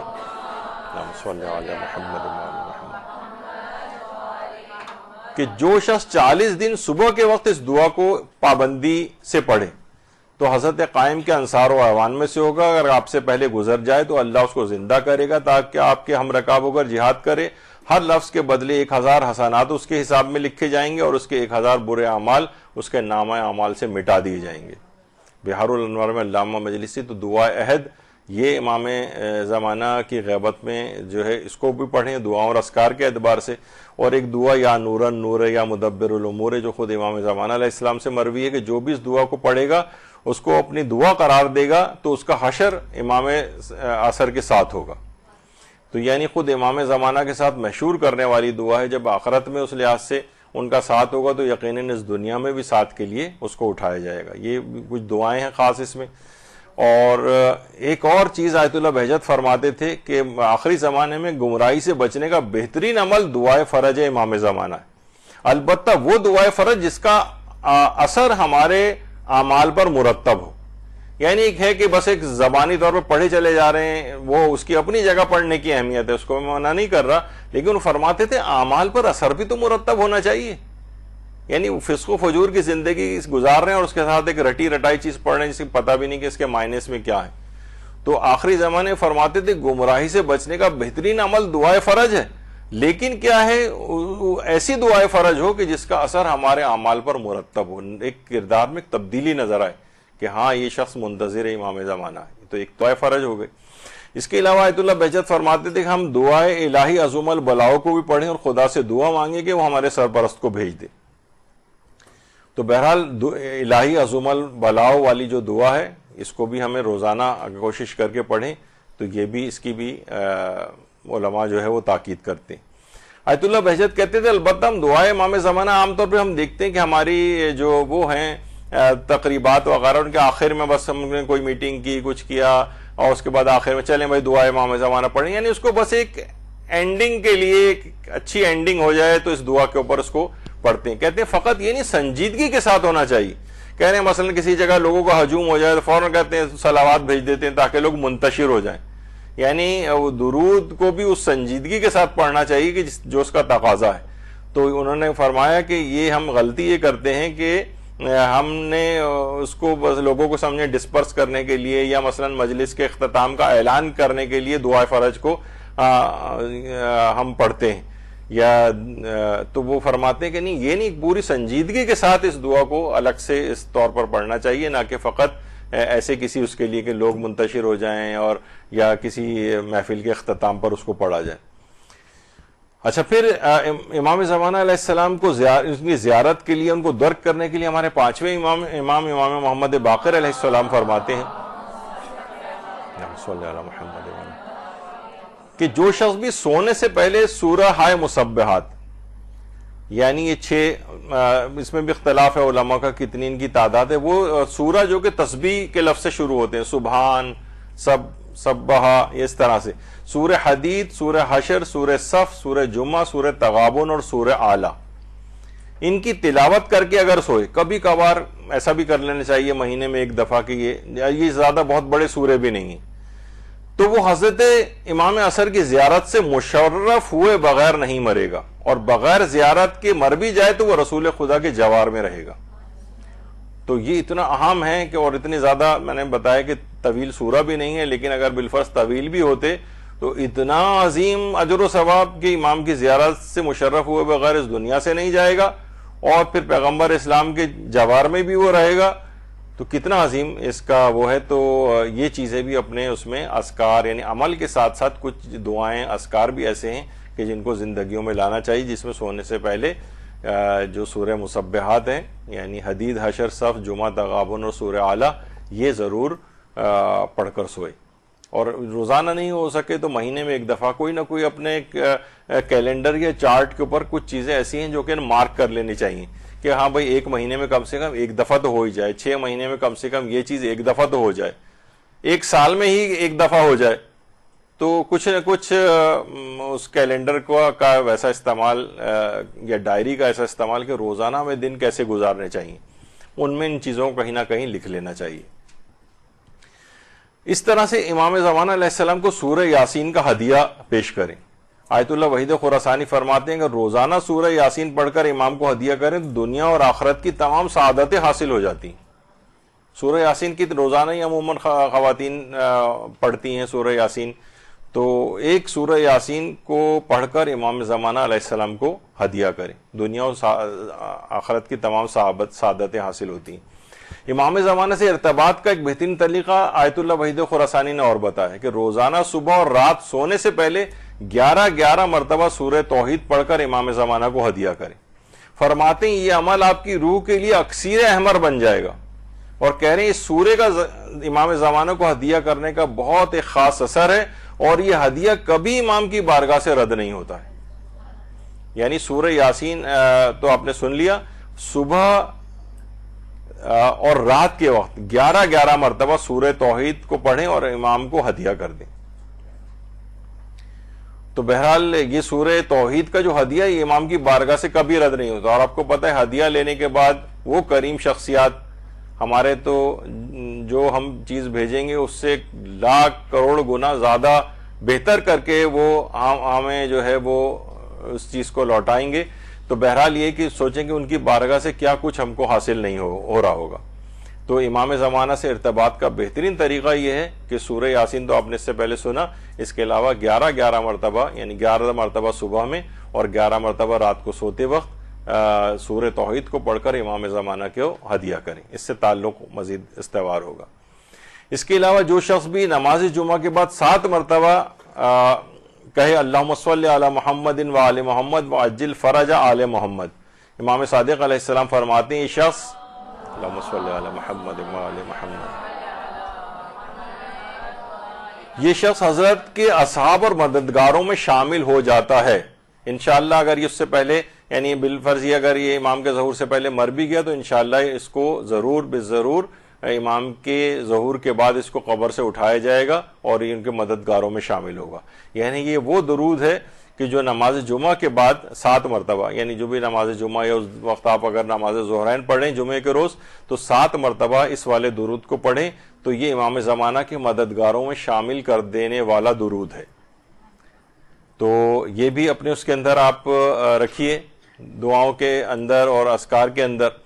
اس کے علاوہ یہ 3 چیزیں اور بھی ہیں جو کہ ایک سفر حج میں سید احمد رشتی کا ایک واقعہ جو ہے، اس میں سید احمد بہشتی ہو گیا، رشتی ہے کہ سفر حج میں ایک مرتبہ امام عصر کی خدمت سے فرماتے ہیں مشرف ہوا تو امام نے فرمایا تم نماز نافلہ کیوں نہیں پڑھتے ہو؟ نافلہ نافلہ نافلہ۔ تو یہاں پہ علماء نے اس سے کہا کہ اس سے مراد نماز شب ہے کہ نماز شب کیوں نہیں پڑھتے، لیکن روزانہ کی نوافل بھی جو ہیں وہ بھی ہمیں پڑھنی چاہیے، اور اگر کوئی شخص نہ بھی پڑھ سکے اور تھوڑے سے اس کے پاس مزید پیسے ہوں تو وہ دن کی نمازوں کے نافلہ کے لیے 3 پاؤ آٹا اور رات کی نمازوں کے نافلہ کے لیے 3 پاؤ آٹا، یعنی سمجھیں پر ڈے 1.5 کلو اگر وہ آٹا غریبوں کو صدقہ پر ڈے کے اعتبار سے دے دے تو میرا خیال ہے شاید 45 کلو آٹا ایک مہینے کا بنے گا۔ تو وہ دیکھ لے کتنے میں بنتا ہے، تو وہ کم سے کم وہ نوافل کا کمپنسیشن اس کا ہو جائے گا ثواب کا۔ ویسے جتنا بھی نافلہ جیسے 8 رکعت اگر کوئی نافلہ ہیں ظہر کے عصر کے 8 رکعت ہیں تو ضروری نہیں کہ پورے 8 ہی پڑھے، 6 بھی پڑھ سکتا ہے، 4 بھی پڑھ سکتا ہے، 2 پہ بھی اکتفا کر سکتا ہے۔ یعنی ٹھیک ہے ثواب اتنا نہیں ملے گا جتنا پورے اس کا ہے، لیکن بہرحال یہ شمار ہو جائے گا کہ آپ نے نافلہ ظہر پڑھی ہے، نافلہ عصر پڑھی، اس طرح سے اگر مکمل تعداد پوری نہ ہو سکے تو جس قدر بھی کم پڑھ سکیں وہ بھی پڑھی جا سکتی ہیں. اور اگر کمپنسیشن کے طور پر پچھلی زندگی کا وہ کہے کہ بھئی ہم نے آج تو نافلہ پڑھے ہی نہیں ہیں، یعنی فجر کے نافلہ، ظہرین کے اور مغربین کے نافلہ، تو اب بھی ان کا قضا کے اعتبار سے، یعنی جو نافلہ ہم سے قضا ہو گئے ہیں، تو 1.5 کلو آٹا پر ڈے کے اعتبار سے اگر ہم غریبوں کو دے دیں تو وہ بھی اپنی پروگرام میں شامل کر کے اس کا بھی ثواب لیا جا سکتا ہے. تو امام نے فرمایا نافلہ نماز شب بھی کی طرف بھی بات اس کے اندر آ گئی، اور اس سے اگر مراد روزانہ کے نوافل ہیں تو امام اس کی بھی تاکید کر رہے ہیں. پھر امام نے فرمایا تم زیارت عاشورہ کیوں نہیں پڑھتے ہو؟ پھر فرمایا عاشورہ عاشورہ عاشورہ. تم زیارت جامعہ کیوں نہیں پڑھتے ہو؟ کہا جامعہ جامعہ جامعہ. اس کا مطلب ہے زیارت جامعہ، اور چاہے وہ کبیرہ ہو یا صغیرہ والی کوئی سے بھی آپ پڑھ لیں، اور زیارت عاشورہ اور نماز شب خاص طور پر، اور اگر نوافل یومیہ، یہ خود امام زمانہ علیہ السلام نے خود تقاضا کیا اس بات کا. اپنے چاہنے والوں کے لحاظ سے بھی ایک پیغام ہے کہ ان چیزوں کو ان کو اپنی زندگیوں میں لانا چاہیے. آیت اللہ کشمیری بھی یہ فرماتے تھے کہ ہر روز 1 گھنٹے کے لیے حضرت کی یاد میں گوشہ نشینی اختیار کریں اور حضرت کی طرف متوجہ ہو کر زیارت آل یاسین پڑھیں اور کہیں یا صاحب الزما اغثنی، یا صاحب الزما ادرکنی والمستعان بک یا ابن الحسن. اس کا زیادہ سے زیادہ ورد کریں تاکہ آپ کو امام زمانہ کی ہم نشینی حاصل ہو جائے. 1 گھنٹہ اگر کسی کے پاس یادیں امام زمانہ کے لیے نہیں ہیں تو کچھ ہی 5 منٹ کے لیے ہی کیوں نہ صحیح اپنی زندگیوں میں بہرحال متوجہ ہو کر زیارت آل یاسین پڑھنے کے بعد یہ 3 جملے ان کا کثرت کے ساتھ ورد کریں تو امام زمانہ کی ہم نشینی ان سے حاصل ہوتی ہے. یعنی کچھ اذکار اور دعائیں ایسی ہیں. اچھا، اب یہ ہے کہ کیا امام زمانہ کی زیارت کرنا ممکن ہے؟ یعنی آج جس اعتبار سے جتنا مجھے بیان کرنا تھا سمجھے آدھے سے بھی کم چیز آ پائی، لیکن ابھی ہمارے پاس اگلا اتوار بھی ہے، اور ویسے اب دیکھتے ہیں کہ اس چیز کو مکمل کیا جائے، کیونکہ بہت سے اہم مباحث ابھی امام زمانہ کے لحاظ سے ذرا باقی تھے. آج کچھ ابتدائی ایک لحاظ سے بات ہوئی لیکن بات مکمل نہیں ہو سکی. انشاءاللہ کوشش کریں گے یا تو امام زمانہ والی اس ٹاپک کو مکمل کر لیا جائے گا، یا پھر استقبال رمضان کے اعتبار سے کچھ اہم مطالب آپ لوگوں کی خدمت میں پیش کرنا ہے. وہ اگلی اتوار کو، ورنہ اگلی اتوار نہ صحیح تو پھر اس سے اگلی اتوار کو انشاءاللہ بیان ہوں گے. آج کی حد تک گفتگو یہاں پر روکتے ہیں کہ تھوڑا سا آپ کا کیونکہ آج ہی آپ لوگ تشریف لائے ہیں جبکہ جشن کل کی تاریخ گزر چکی ہے، تو بہرحال یہ کہ آپ جو ہیں کچھ نہ کچھ جشن منقبتیں وغیرہ اس دوران تھوڑی دیر کے لیے پڑھ لیں. اس کے بعد مولانا سید غلام مرتضی عاصم نقوی صاحب امام زمانہ علیہ السلام کے سلسلے میں کچھ معروضات آپ کی خدمت میں پیش فرمائیں گے، کچھ ذکر ان کا کریں گے، تو اس لحاظ سے اگلا درس ان کا ہوگا. لیکن اس دوران تھوڑا سا درمیان میں جو وقفہ ہے یہ آپ کی ان منقبتوں اور اپنے جذبہ عقیدت کا اظہار امام زمانہ کے لحاظ کو کرنے کے لحاظ سے یہ وقفہ آپ کو دیا جا رہا ہے. وصلی اللہ علی محمد وآلہ الطیبین الطاہرین.